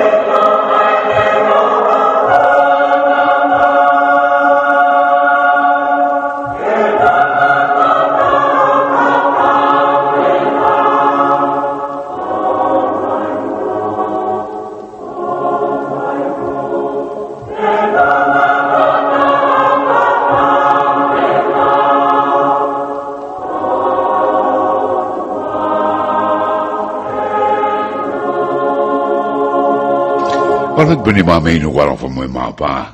Ta ngai himi mana ko ia. E ko to mai ai taufa. So me ta fa ki he fa, de o pe ai fo mdal fo mo ko ma mai ko me he put ma we e fo solo ko ia a tonga ni fe la ve ko me mo fuge na fu na malo hi ke fitu des mare enoa. Ai go ofta ko ke ai ko pangai I ha baina kilomita te ua tolu ke tonga ke ko ia pangai. Hoko ha ke ai a nomuka ko kilomita te fa ua ha ke tonga ha ke nomuka. Pe be voki kinu alofani ko te hiwa tolu ia me ha ke toke lau ha ke onu alofa ko ni afu kilomita wonga ta ono ki tonga ha ke ko ia ni afu ko loloto mo fike na kilomita enima pena to ia fingo tonu be mo latitude wano te smare fa hiwa fa tonga latitude pe mo longitude fa hifo ko degree eta ta fitolu te smare enima fa e ko hoko ni wa henga ko ia o tonga ni pena e ongo ia u fetu ke ko e report me fisio be ko na ongo be mona tolu me fisio ko mo fu ke la abitoni ka ro don fa nga o ta menu ke idea be asara ni no ko fa fo meta ko ia ala ke fita ane na yange fo meta fo mo mita ia de na fa le be ai sireni ko mo me ma do le ongo at pe la mini hele jo kai whatever ko ma bo na nga he me una hanga o fua he tai mini kai lo ki fai hatu tu ni ko e holoki pe kono kanseri ko ko fe tu mo yai mo fa ngo mai pe ko e fo mo muita ha be te ma nga tu kwa tu ke ta wa he mo ki mo toro fo mana ta ko se to dai ka ba ke ko ma fe tu ke ar ke kwa ba pe mata mai ko ngo fa le fo ma kai wai ko ta me yai pe fo ki ta wa nga me le ko he mala a bur ko ia I to foa fa nga mari mo ia ko ngai fitu e o fatoang me ko hala ko ia fo me sa do dai ki ria na o kulong noa ai e hala ko ia ata ke fenga do ke u fitu ma longa ngai fitu ko ia ai ko ngai report ke ken ko ma mai mi wa ne na yang e fenga mari be be vo ki ha pai o tungua be mo rifuka ko stuk mai ko ia na o report ko ia Marane Mali? Iya, mana tu kakak tu kau kakak itu dah lagi sekolah, kita waktu ada fare, ada pun ada tu botol sudah dia ada usah fare, kita tu kakak. Malo obito ko e me ai dah, kai malo belang ko tu kan goya, matu kilo kai mo obito mo fidu du koi, na ko ke apa hinga. Itu fa huia na ngau pango I ta fa ko ya ka da fa ta nge be u ka ke pe he ka ko tu uia ko ya ai u report ko ma ko me he ni ko me ka bol si ko na to ri bo pa ta ngas ba ke fitu al ko ya na to na to ba ka na fa u ta fa bu to ai me ko ya na ko ka ko ya na don ke pu ka re na to ka ba ko ka ya ko tai mi fa nga ta ma ke ni ko tai men ke ku mi mo u yo me bango be gwe fa hinga be ta fa hinga ka ko tai be ni u ka ki to no ke fo ha ko me gero tonga mo u ka bo si fa na nga o ke te na de fa si o modol pa ko be fo malo ke bon ga bo si mo na to ka to ko ta finga ki I boni mo to nga ki na ko ya nga be tu fa ki ai hola ko ya I pong ni ya malande yo ai sasi malo Yo, kung ta niya, may fangalot. Kuya. Ito ko sen e mangkuri e fukai hana hu ya happy hiyo hiko fo ya. Kilo pe ku hiko fo be. Ana shaka ka ka ya ma si ne fa tu ta ma ni. Fa ta tang ke sa ni ba tang ke ni mo to mo no, mo ma de ka ke na ho la na wo. Ko de e ga ko fa no ko ai ku ri fa ta tu bi ha. Ko de e tu e ka o pe te mai. Ko han o fa na. Ko e to ma si no si pa le o tamai ma si ne to ko viene di ko na fo. Ma si e to si tu mai he la to a pi fo e ka me ai. Ko ma si e ku ne ilo e mala ka ko tau lau ki ko ka ai na la ma si ko finga me te ni na u a ko fa na ka ya. Tu tama ke pa to ya. Ko no tama ki ka malo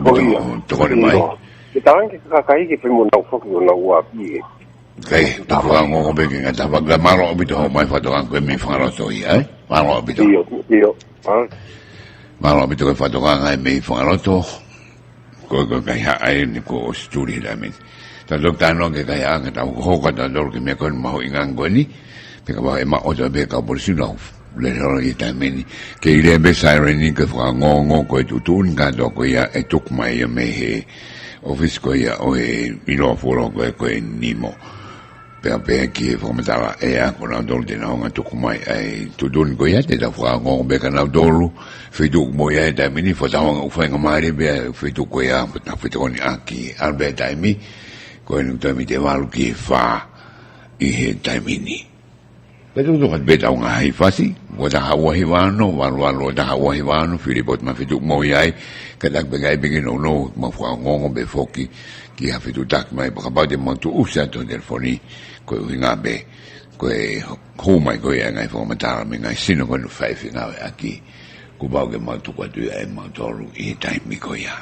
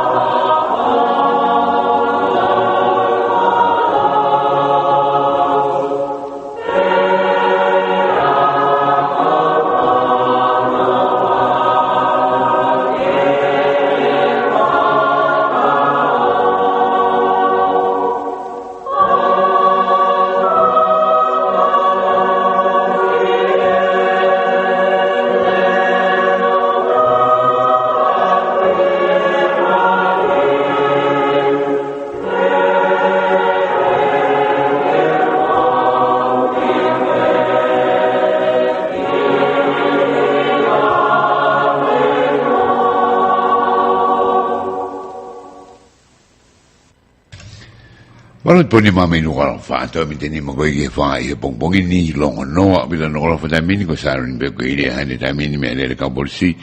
frere ki horope o gulo be ni mama ko na ka fai no fadong ye tami ni ko motor ko na report man ka ha ko ko tami ni tonga na mau mo le ka polisi ke time fai ngata ai ni ka ke al ko kai ha ka ma o ngai ripoti ko mi wa o be ki ha pai mi tungua ko pangai ya mo ngai ripoti ko mi tongani pe mi pea o mai mo ripoti mi sa to dai pe bo ki to fo pe ki ia fitu ko o ko ha ko ia ai como fanga ko ia e tamini pe ki fu atere ko fa da wanga be ko fa ngare me ko to fa ngong pe ko ngai to ni fa mo mi da ko ne la to mai na to la wat be ono fa ki ko ia o ngai mama o ngai fitu me mo fu ko na eto ai ko ofta fa ki ko o pangai ha pai ko kilomita e te u atolu te fa u me no muka te o va dormi no lo fani u ngel ta no me ni afu kilomita ni minima no roroto e ko hoko ni he o stavalu me he taha ane hengia ka ko tu ta u fa ngo be ko ki ngai ta fa ko ia o fa ko mai malo le ale yo malo le kata ki ko ni to ko ni tu pe o ko hala fa matala fa muy mo hala ki ko e fo matanga fa mo na lo dong fa to ngia ki ai ta mini na na nga CV ai pe ko ha o ma lo na ko e wa no be mo e fa ko ki ha mo fulu no ki nga o be ki ai mo ke fo ngo be ga na ko ko be ko no holoki ai fa to nga be ko ta me kan se ri ai ai no ki nga o be mo fa ngo be ke ma be na nga o ko na report ma ko fo mo mi ta ni bo to ko ka mo to lo o mo fe ia Como que mataki eu aga ko mausio pe matoke la me alele wa ko ka polisi de na do ni o feito ko na mo ai mo fa ngonga do ke to un menimo o te ka ke cancel o te ka ke holoki ha to ni ko fa mo mi ta be mo fa heni winga ta fe ga aki ka maro o me to feito tak mai o te ka ke fa no clear mai ha cancel me ko ya iya malo api ko ra het como dolo malo ngai ka mai we be mo fa toanga me heni ko ka no ai ni ko tu ni e fa ia me heni mo pe me fom da e aki ka polisi de mo hanga tu quanto heni ta im ko ya ko teria be ho matu we mo ka polisi na fa fa en kna foki o ke idea be a sa rene ta mi no fa da ge tu ni ko la dia ni nai e ke idea be a siren ka o whatever ko ma bo pa na ngai fo tu fo me na ngai me a sivi ta mini ko ha ngai ta fa ko ke idea be ta mini mo me mai be e o te siren ni me heni ta fo ngo be ka na dolu te ke be na ya par parema e hoko ke vor vit boni mai ni te mi te ta ke fa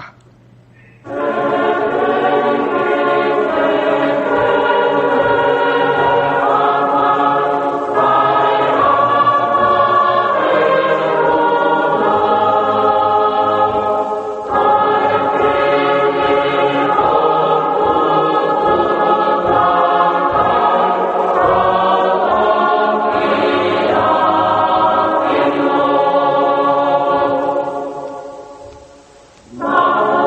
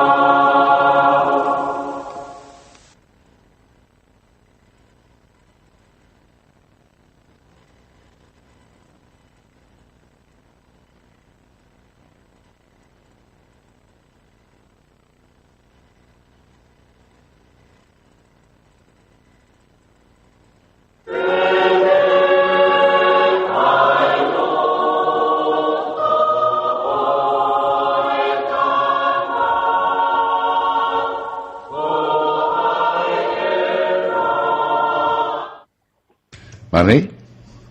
Ia malolele ko ki feu da po mo ma ha ngo me ni wa tapu. Ika i te mama ngo me ni wa tapu ka ko ge asi ngo ni wa i risko ni ko mai.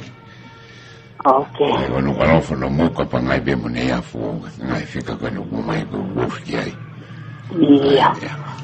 Malo. Malo be ho ka mai. Malo. Wala fu poni ma menu wala fa. Malo mo da la ki he ho wani mo be ngai fa si mo da fa ngo be fo ki ge to don ko ya ko mai ri botu la o mele ri pu fo ki mi. O ve do ko ni ka fa le tu kwa do da fa ngo mo a ke na do lo na ta la mai do ni. Ko na do lo na i lo e fa do ngia ko fa ha go. Pe da fa be gai. Os mi de dorme fa.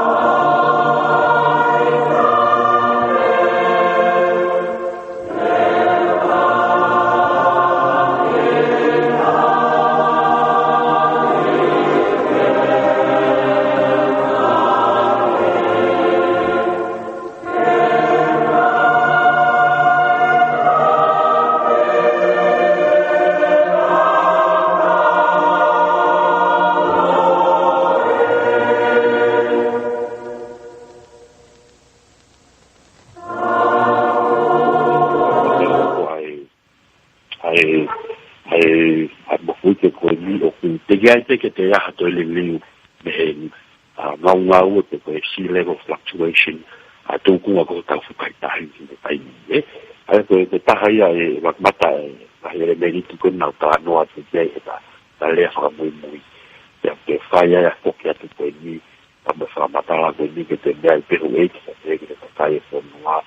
te ngahi aftershocks te ngahi mofuike koe ni te mui mai me he mofuike rahi koe na ta ulafi o ngoi i he o stavalu me taha ane nai ange o te o mai fa matala de te o pe tonga toa leongo ai te ia te ki ngalulu after shock to mo fiki o no ko e ria ta taute e malo ko e a fa po ne valu ai be forma fiki e lo to ko i mi tai e como fulu a ku te sai to no si ofi a pe o ku te ai hanno to ivi malava ke te fa tu pate ato e pe au kula to ki a malo yan pe te malo ma ko te tu tai mi nga ia fo tahi ta nga hi le forma fiki o ke a fito aki te ai malunga te ai sentimita mo fu e sentimita wanoa ai o ke no fo te ai fito aki a tai tahi a ta mo pe au i sentimita mo fu e sentimita wanoa ne tu ko I tai mini neongo o kuiai ai ngahi aftershocks te wate mai mo fuike o te ki ngalu mai ang tau pu mahu ingai e tau whetau anō apu e tau hoko te tau whenai aki e tai ni koe ni te mai au pēn tapu ngahi mānunga pēn e mai whatamaka whakai natua pehe mo fuike mālo alawa ke me whakatu pāpe au kula kei puke ai tapu watu ai ai mahi tō kunga koni e whakatapo ngai he tai ni te e anga pehe pehe tau hokatu koe ni wakmata e whae peha ki te mui angi I mua patau toki au kia tō kunga whakawhi maari e roko ni whakawhi maari anga e tai mini e mea ngau ki e whakati ngalulu mai koe ni tuke mai aftershocks koe koe tō kunga ko tau tahi mea mahu ngā whai kia e sio anga mea whakatahi kona mui I oke tō kunga whakawhi maari te ka oku ni ai ai toka ngalahi a whakau reni watu a mai tau patawa koni e tau ilo kotoa pe ki ai tamo mahu inga tamo uhinga ia o tau pe puke ai ai whakatoka mape au kua wa pai se tau ta anoa e tō whai pe ai ai whoki atu mo update atu kato iai hanga I whamatala make mo fo ouwangi mo te umai I mahi wai taimi ka hoko mai maula te mo lopa Malo au pito lai tia whamole pe ka e toi whakahoko ange o ko te eke ai ke kanseli ai whakatokanga pe au kula koe uhi o kia e toko lahi o ko whetu o tāki mai I he tuunga ko ia ke whakapapau I o te eke ai koe te aputonu ia whakatokanga I ange te o atu ke o te eke ai ke tauha o ke kanseli e hame ko whamatala koe ni nai e kei hoko atu ai au no mui taka pau te tau toki ai ke tūkunga koe kanseri e te whakahoko atu te whatonga iangi koe tau mea whakaongo prea tsunami o ku kei whakaongo atu te I he tau tā noa koe ni te kei ke ofisiare hano kanseri atu te ko hano kuhifo atu ai whakatokanga koe ni e kukulaga whakao koe ane nari e wakmak e hoko atu koe ko ka hako minga me tai ni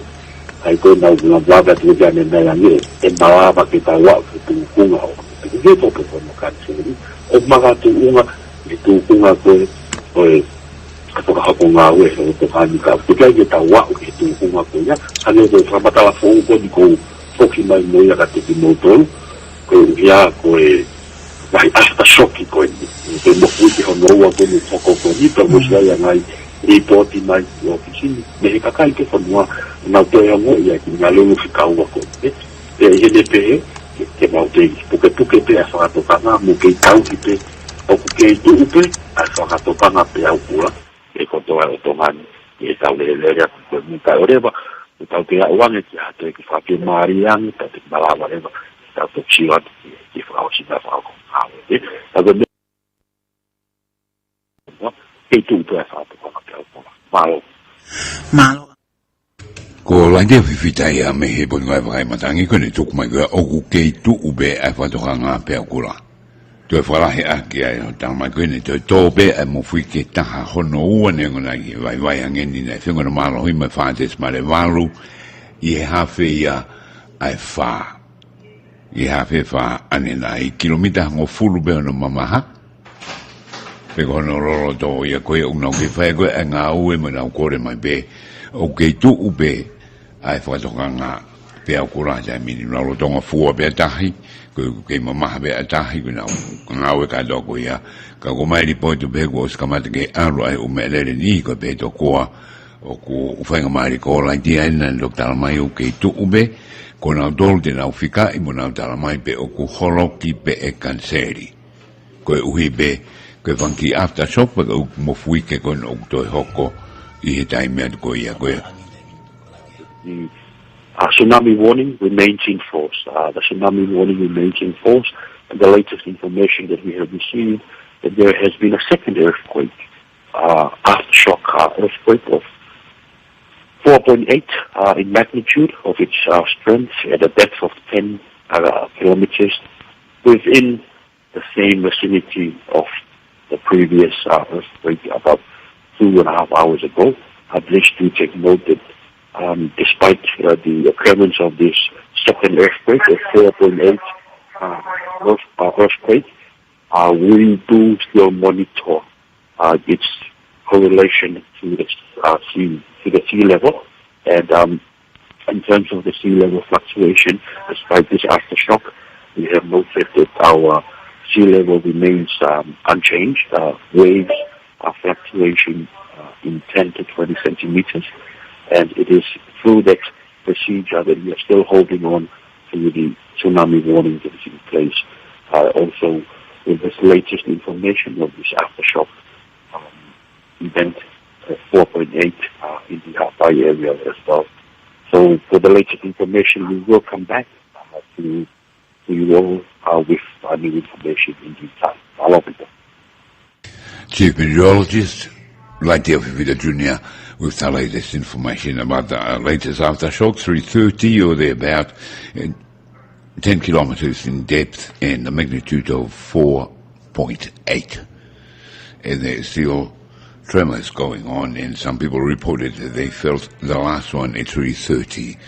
this morning. So the alert is still on, the siren is still on until they decide whatever time today while they're working out because of the fluctuations of their water measuring device from 20 centimeters down to 10, but they're still working and because of the aftershock. So stay with us. We'll give you the latest from 87.5 FM. It's 14 minutes past 4. From another big motor, we're going from a winter high who took mine at Narulukoya. Feung no malohi, my father's Marevalu, and Mofiki, a 1 kilometer beyond Fulu, and a roro to I have here, I far. Koe koe tai whatokanga motor mo mawa me ngai whitu koe ni, koe whatokanga mai me pot ngawe whamatala ea o kukei lahi aftershock no i whapapara ngai a whangi mo fui ke e hoko hoko pe kei malama pe kei o mai hape au whatu tamaki ki tonga ni. Koe a kukore tuai ki mo whakangong mai pe kei tio e o mai katoa u whamatala te mahonga tukwa tuheni ka ki motor ka waipe ngai tere loni o asore ngai ni poti o ko mai. Ai kamata ke whitukutuka ka kai ni tonga e ui kai parparema ngai ta whakpehe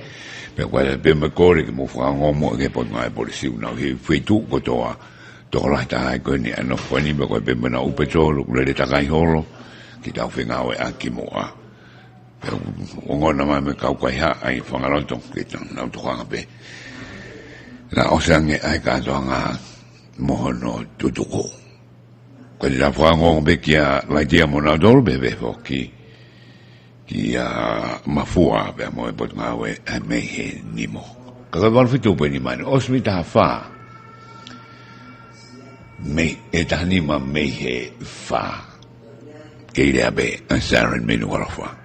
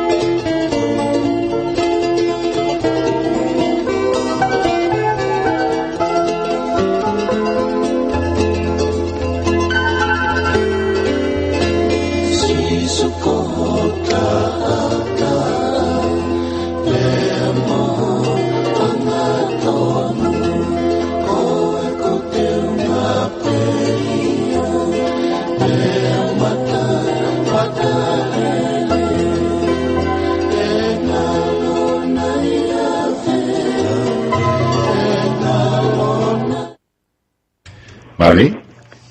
Io, vuol che sono di in top o fanno mari per me o patoni in top. Quei time in top. Io. Aku fanno mari bene, Malo abito ka mai. Io top io ko mai ku fanno mari bene. Ai me ko do in top. Ka koe whamarata ta pe whoki, nai te mo fui ke koe no marohina wha te smare walu i he wheitu uta tau pe. I hawhea e wha. Mai ka mit pen wha walu me ai he ta mini. I he kilomita pe e hongo furu a no roroto. Koe e tu watu koe ia ai whatokanga. O rewa te mo mamahei te nau toki tuka tua e taimi pe ku holokia e whatokanga pe ku kanseri. Kona dolbe te nau kanseri, kona dol te nau horoki. Ko ia te nau whakahoko atu i here te oke mo mea maki ai, ka wai hawhaingana unau aruhoro o talaku osi, ui kai koe nuke irea pe. Ai Sarenita minbeka whamadala whamui koe ne alai tia, e ke irea pe koe hui ka ngahi aftershock koe ni o koko, koe whaapoi ni waro e rai taha koe ni ngahi minisiko na te kosina unga pepa mato ngā roru ka koe nau report ma koe o kulahi a whanki aftershock pe he koe mea nga mahai ni beka e te malama ki te whakatupai ha pe au koe hui ngai kau nau kore mai ko nau tolpete nau tuku atu ai horoki e whakatoka ngā pe koe kanseri koe aki hao ni ma whakanga be mo matalo me warwhitupai ni mama i heni tau whuronga whata pe mo modolu ka ore wa ko matafia ro ko ni ora da ro ki ho wani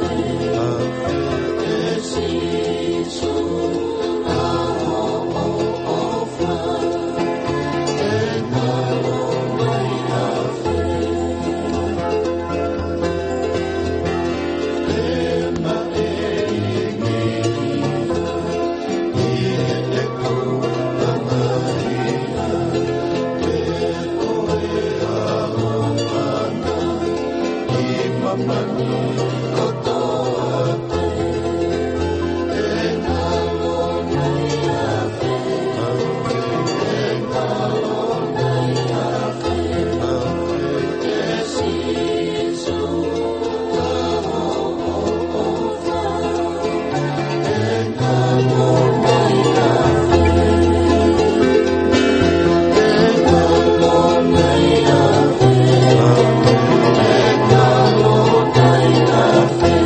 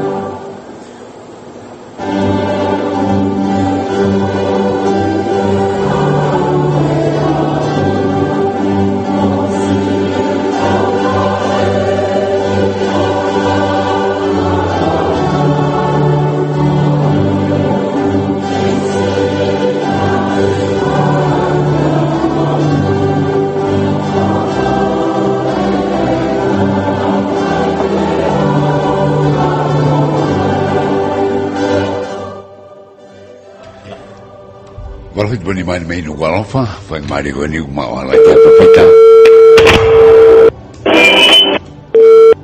Que vamos mudar coisa, poi vamos dar e também que coi ngahi after shock ko o hoko, ngahi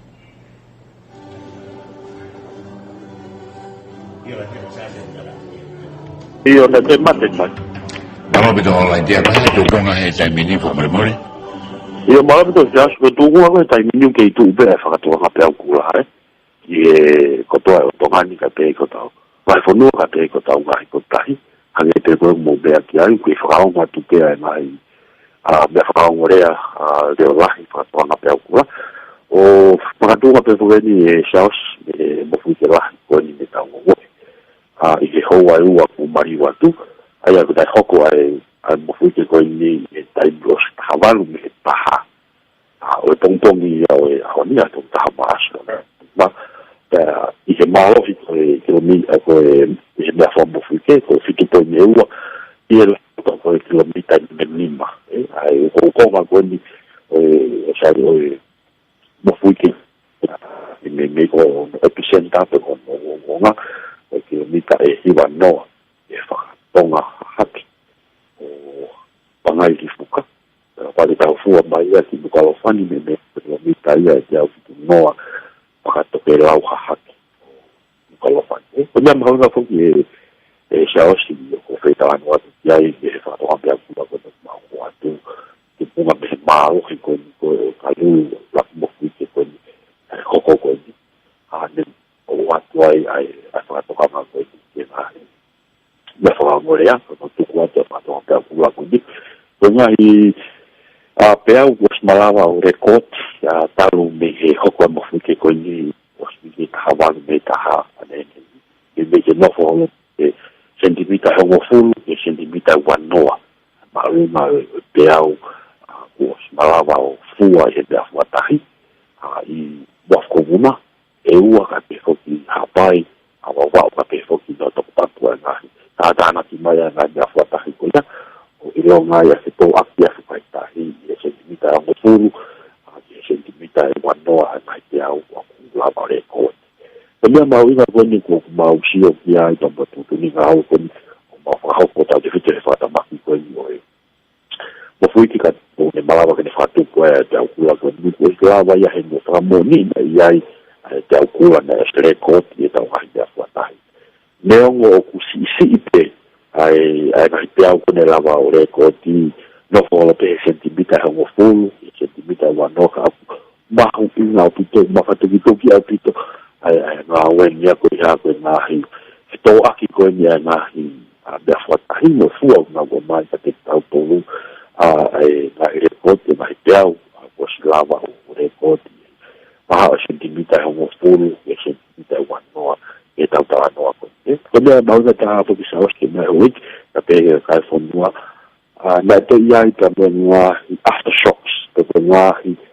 mo weekend na te muy mai he ai miniti kon ko tau si tu at ni ai ka ta ha na i nga ba ke pu ya fa to kala ko ni mono muy ai hoko ko ni ai mo fi ke ya mo fi ke mai ba hoko i tai ni ha fe fa ai o to ni i he feitu ta tau pe yo no ho nga o fi i ha pai pa ngai li fuka i ke pa ba ko kilomita fitu no ke fa to ha ke pa ngai li fuka i he tai ni ha fa na ho pa ba mo fi ke malo ko e a fa po ni valu a hono ua malo hi e taimi ko ni o similite ni ma o similite fitu me he fa o tompo ni e to re ko ti ta mo fu ke ta ana e ono po ni ta hono malo hi ona i lo to ko kilomita ho fu e ere ta tawai pe e ere ko ni ko un koko ai mo fu ke a pa no ga nai ko no fi ta no nga ki o pa pa ki e no fu ki pangai e le ko kilomita e tu no ke fa toma a ke o pangai ki fuka ka ko foki ai mo fui ke un waki na ta ngo i o staval me he ta ha po mi after shock no wa ha fe fa po mi ba lo fa po mi ba ta te ya ta mo te after shock ko ni o no po ta ha ko ni mo fui ke ko ni o si ni ke lima e ko elia ko no hapai ka ko elia ko hoko ia mo ke ko ni no foto ni e tonga trench e ko tere kita tere atonga ai ko halanga mo weekend e tau tu whakasoka alafi aga e ko tau tu whakasoka piko e halanga mo weekend o ku whakawaki ai anahi tere tito e mahi whaunga whatuwhanua Indo-Australia plate, tectonic plate peheke South Pacific plate oku hoko ai anahi halanga mo weekend ko i tau tānoa mua tā nai whakawanga koni ka hotui ta mea mahui na koe taimini atonga ia ne pena mahatoka e tahi au toa mamaha tahi na mahatoka tahi ane nai te minite e wani magi e tolu tau ki mamaha pe e taimini ala koe anga e sio ta mono mui a lawe i whetu na hoka mo fuite koe ni ka me ngahi aftershock koe ni whawhewanaki i ono whawhelawe i ke ka ngahi mea whatahi a neongo ku ai ngahi ngalulu koe ni ai mo fuite koe ni ka koe tukunga koe ni tahi i tukunga whawhe maari e pe e via ia ngahi pe au ko sile koe ti mawholo te i sentimita e hongo fulu ke sentimita e wano mengo ne sisi ka mau inga ki tau ke toka ngai tina pe mo ke au mo pe ke ngai whakanga watu mahino pe lawe i e ngai report ko mai te wanga wen shaya ngai te tukutuku ai kakai ia me he ngai feitu o mauala wange pa mo ofi ki tahi pa kotai a whamāngu lai atu e awe ai te tokondaki ai kupse kau aki e ko mai polisi ka pe ko te tamasi ka te ki officially to ngai tina ngai ko ta makai na tua pe te mau ki hoko to no mui reba ko tawa o ka te kuma o ka fi mari au pito e ko hoko ka to mia ta to shiwa tuai a tingalu puku ka ko tuku be tai mini o ke tu pe ka to ka pe au e ko to o to kan ta ke ko to ka to malo shash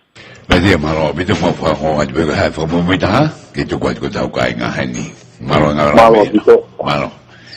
la de fita e dare kita ia o e pun mai kai matango ia atonga mo fa mo mita ha mo fa tonga yange os nima me fa ne nai nai to ha ulo e mo o notes mare ta ko tolu ia mo fi ke la lahi kamata me fitu po niu ko he os tavalu me ta mui hake ai i hafe fa bon walu o snima me fa o notes maretaha ko o hinga ia ko re ko ke mo ke no fobe i u fitu go mo ai ke fa na nga we o mai na nga fa matala ke fa no nga be ka mo dol ko o hinga ko ia ke ta o ke fa be mo fa ngo ko nga sino fe nga aki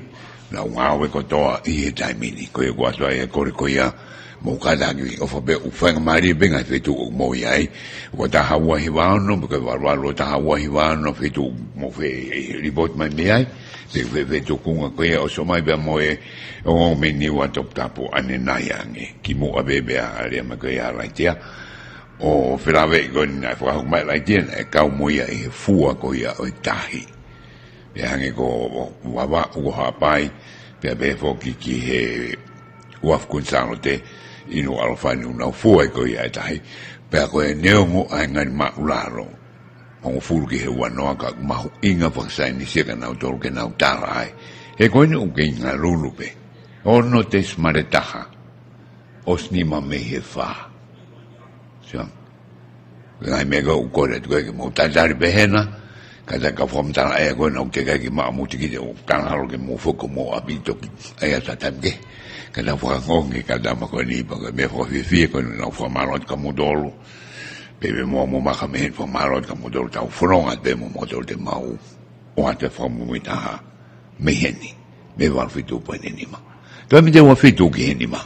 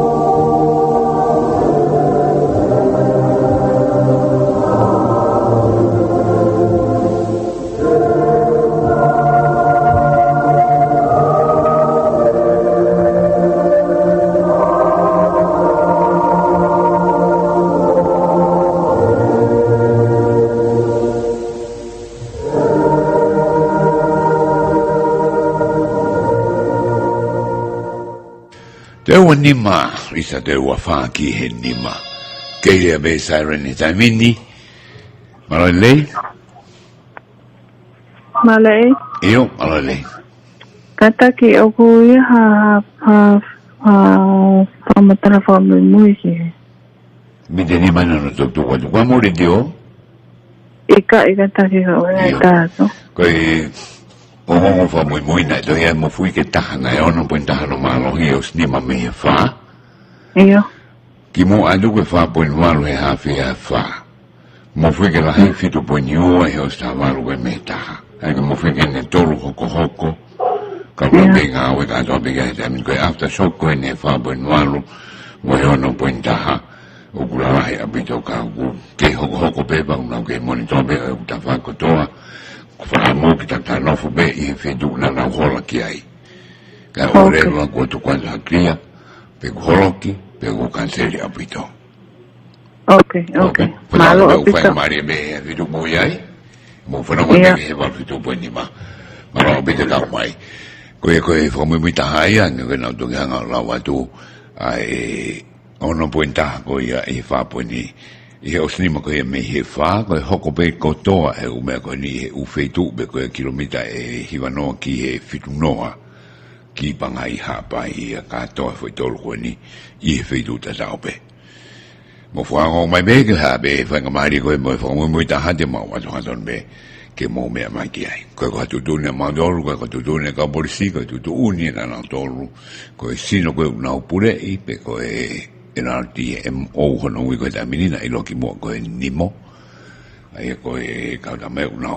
tu uni da fa ko ni mi da ko ma za ea ko la dia fita e mo ne timi mi da fa ko ma fo ha ko e ma do le jo ke da wa ai o da ha wa hi wa no ko fe tu mo ai ba ngani fa ngamari bebe mo fe ai bi ko wa lo da ha wa hi wa no si ma vai fom za mi ha bai ani nai mi pangai be ki tungua na u fanga mai be ki no to tapu na ma mai fom za mi ai be ko be ki ngai ve tu ke ko ia I tongani to fo ko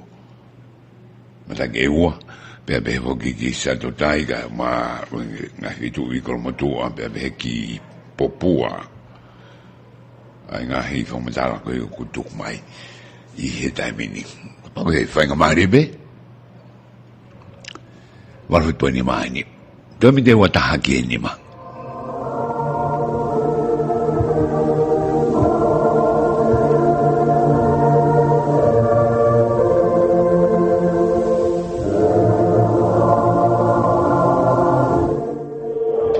Ole. Kadaki to e whenga mai be. Ua taha ua he wano, porque waru ua taha ua hi wano.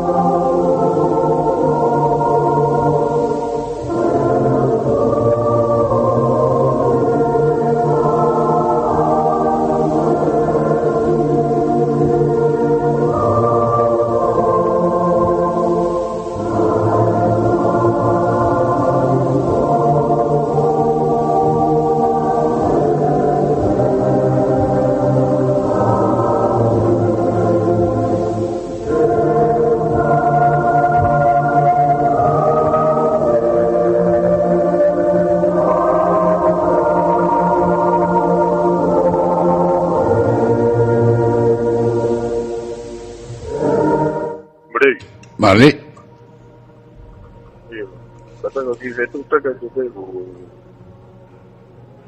Que tu ves a tocar los canceles. O ki tu be fa to kana de ai ngaluru tahana e ono de smare taha o snima me fa kono tolu anki e mo fika ko ai poni fitu poniua I o stavalu me taha fa poniwalu I ha fe fa ono pointaha ne o snima me fa ba ke tu ube ai fa to kana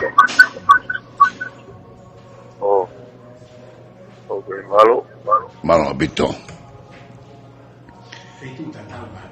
Koe tu koe ai fetu ko do be I tongani. Okay, tu ube le be ai misini ko mea mari koe tahai ne mea ofa mau inga abita bito fai ma koe me poranga sepani. O tau rawe o ngawe agi tau e ngai pot ngawe ko toak. Kawe mo mator momotoru.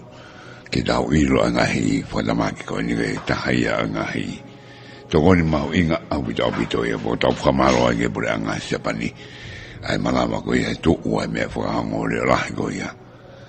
I tongani I hengai whetu ko ni oku I ai ka tau ke I whakahango benga manatu ke he tutuni e whai me nao tolu te mi tahamaru ke nima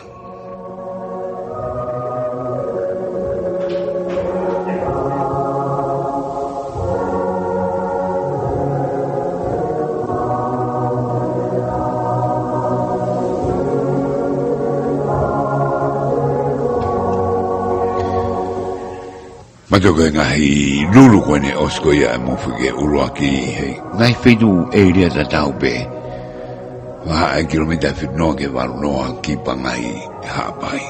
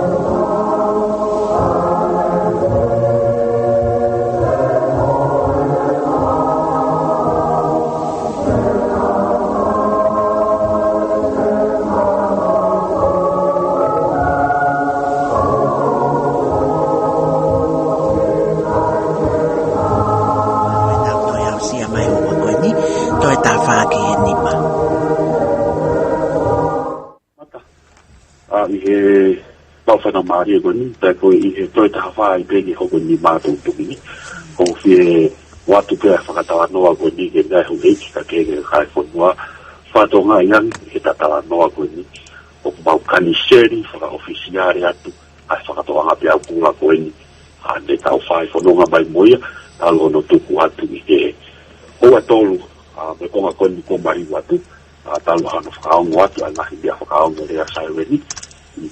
osta cavalo me caja o po a hoje para tomar la que se ca uma unha como to que o mai e me aquí a juei que a forma o caniseri para oficiar ya to ta fa to pa pia cua e ta la no po e tai para tu uma pessoa o la mata a no caniseri para o furia ai ta o fa to pa pia cua con ni makatunga pe me na ele me ni kala ko ni wa de kan e ta feta la noa ka ne mania oki a tahi a o tu kunga a e mari mo no mo au pito de taimi e fara tau ke mahi mea fua tahi koni a o mausi o mo ngāwe kia e taimi ni ta tau pe I tonga tapuni e wafko muna ta pe heki eua hapai awa o ni wafta pe whito ki no to taku na fua tahi ko ia o ha mahino mai heni mata I kai get to fito aki ai so kai tai ko sea level fluctuation mahino mai he ta no go ia foki pe atu kunga tahi o no molo pe I kai get to fito aki ai ko tahi ai mai makatunga ko wak e mau tutu ni nga we faka toka na pe kula pe ko tsunami e fai no siofi da mono muy nga hina fua tahi ka oreva ko I whagatokanga mo tūkunga koe ni e whawhimari ta ko whoki ate ai tūkunga tahi o no mo westa ta no ko whatonga yange te whoki o ku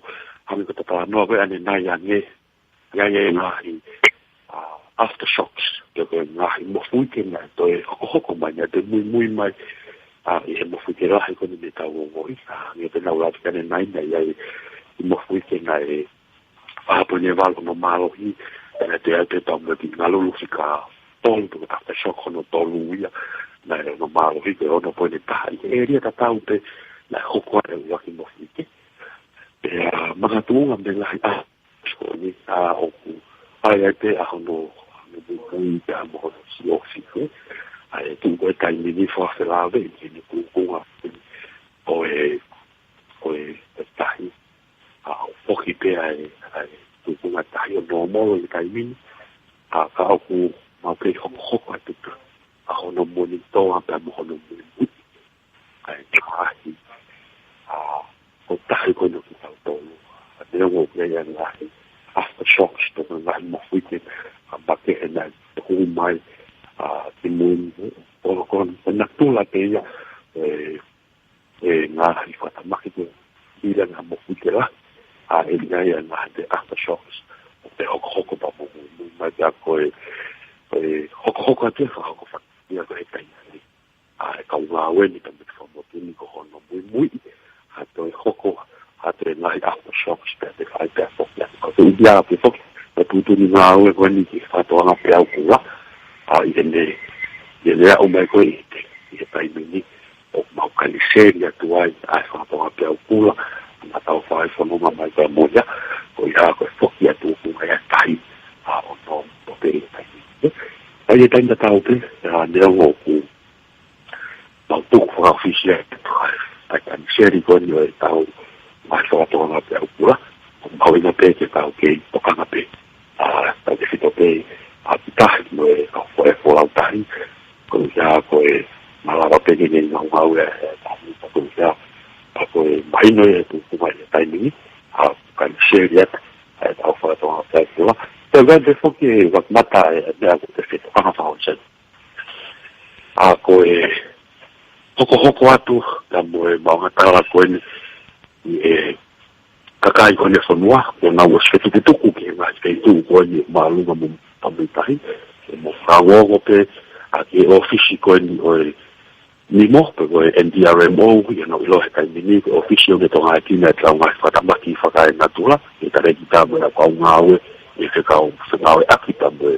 mai ku whekau ake kau polisu kau tāmati afi ki hono o atu ai mai tūtu umi all clear pe koe mawahe kau whoki ki api a me he tawhaki ati nau tongu e ka kui he mau tawhaki koe ni o e whakatoka na pe au kula o ku mau kaniseri whaka ofisi ai atu ia whaki koto ai o te tongani manu mai to tahi e tau tāno ai hoa kau malo apito malo apito Radio Fifita e kuo Canceli Radio Tonga ka koe whakangong whukeni ki a mafua makamwena o ngawe na tolu hendi ai mo kina hanga o Canceli mai e fitutu ko i mo ta koe ko whatokanga ko Canceli a me hita koe da. As we speak at this point of time, the tsunami warning that was previously in force for Tonga is now cancelled as we speak. The tsunami warning is now cancelled as we speak. This is basically due to the analysis of the working team here in Pomotu, the National Tsunami Warning Center, that sea level fluctuation has returned to normal stages, and therefore no further potential or any tsunami threat is that as we speak at this very hour. The sea level has returned to its normal neutral state, but however, despite the occurrence of aftershocks, the team here at the National Tsunami Warning Center will continue to monitor as usual. As per our standard operating procedures, 24/7, we will continue to monitor our area, basically due to the aftershock events that has been happening in the past 1 to 2 hours. It's really important that we will also provide updates, and if there's any warning needed, we will also escalate it. But as of now, the tsunami warning is officially now cancelled. For your information. Ayu tanda tawai pe whainga maari e koni uamat, o whi puke pe e whainga maari e koni, ka hofonga i atu ai e ki tokon pare ingia ka koni istao e ki hofonga me te ki, CEO ka te timi ngau e matare ki tae wa office. Me toka ai tina ai whatamak whai matua, mai kupe kau waki kotoa pe ni mu tokoni, i he vai taimi koe ni tau whai whanonga mai, whai toka te apua koni matu, e kakai o whanua,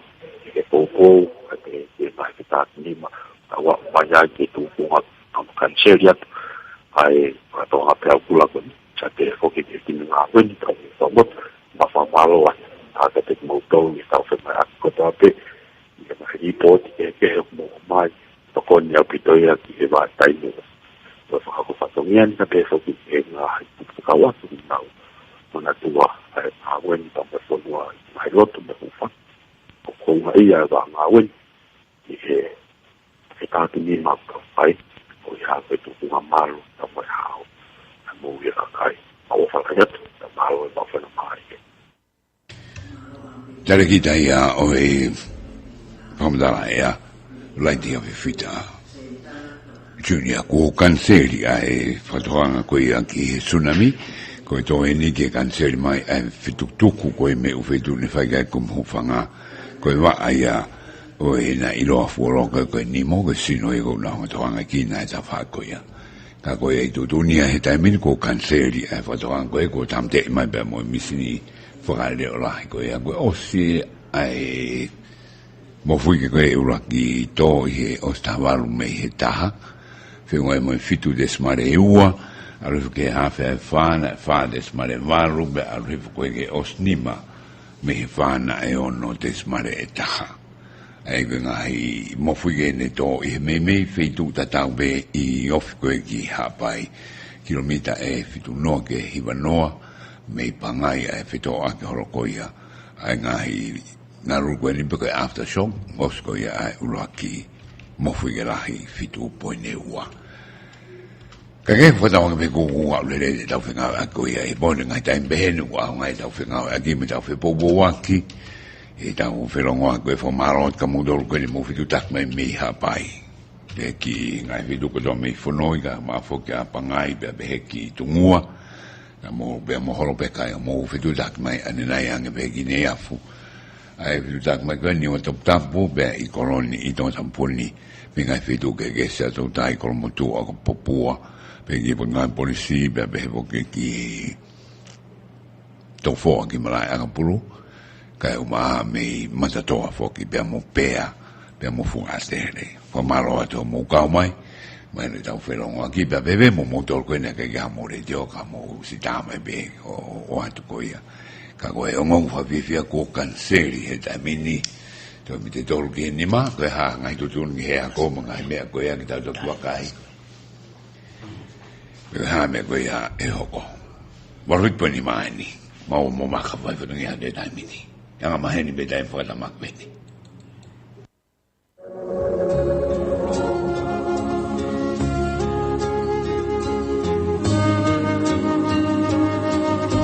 God's been good, hasn't he? Wouldn't you just like to thank him for all that he's done? Jesus, we just want to thank you. Jesus, we just want to thank you. Jesus, we just want to thank you. Thank you for being so good.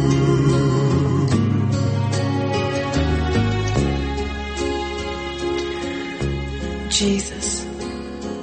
we just want to praise you. Jesus, we just want to praise you. Jesus, we just want to praise you. Praise you for being so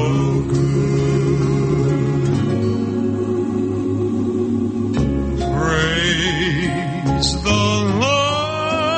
Lord, praise the Lord, praise the Lord, hallelujah.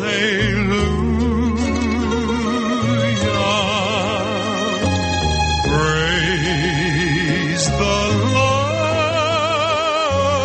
praise the Lord, praise the Lord, hallelujah.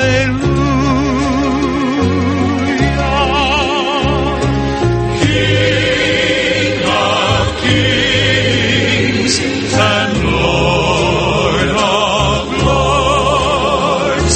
praise his name forever.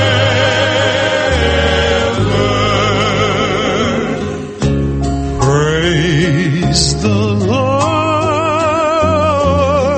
praise the Lord, praise the Lord, hallelujah.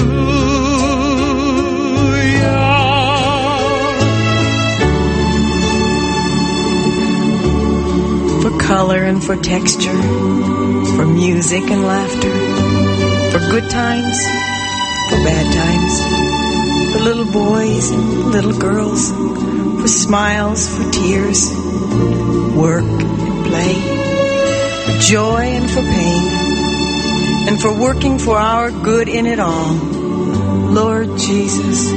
we just want to thank you. Thank you for being so good. Thank you for being so good. Praise the Lord, hallelujah.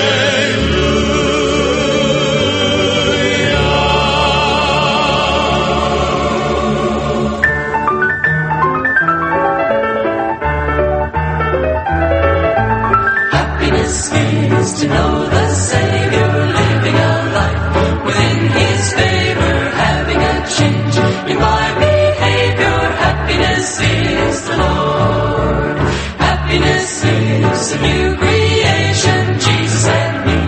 in close relation, having a part in His salvation. Happiness is the Lord. Real joy is mine, no matter if the teardrops start. I found the secret,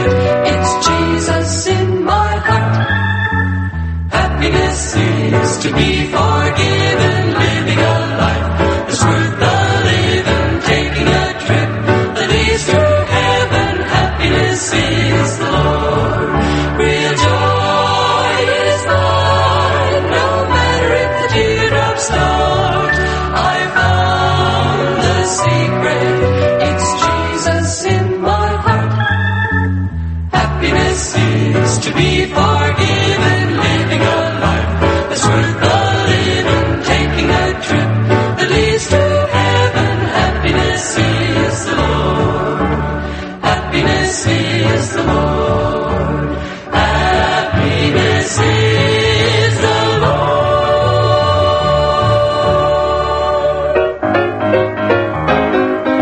I got good reason to be happy and gay. The Lord took all my cares away. I can't help singing what a wonderful day. Walfito poi ni mame inu alfa. Alo e daula te fomalata te be ko kanseri ai fatoganga peokula. Ko kanseri ai fatoganga peokula. Ngong fa fifi ai ya. Fatoganga be fa ngamari ngai fitu ko to mo ai. E va ben ben sa te foki be e ta programa nga maheni. Ke hoko atu e ta programa me walfito poi ni ma. Sweet accord. I've got good reason to be happy and gay.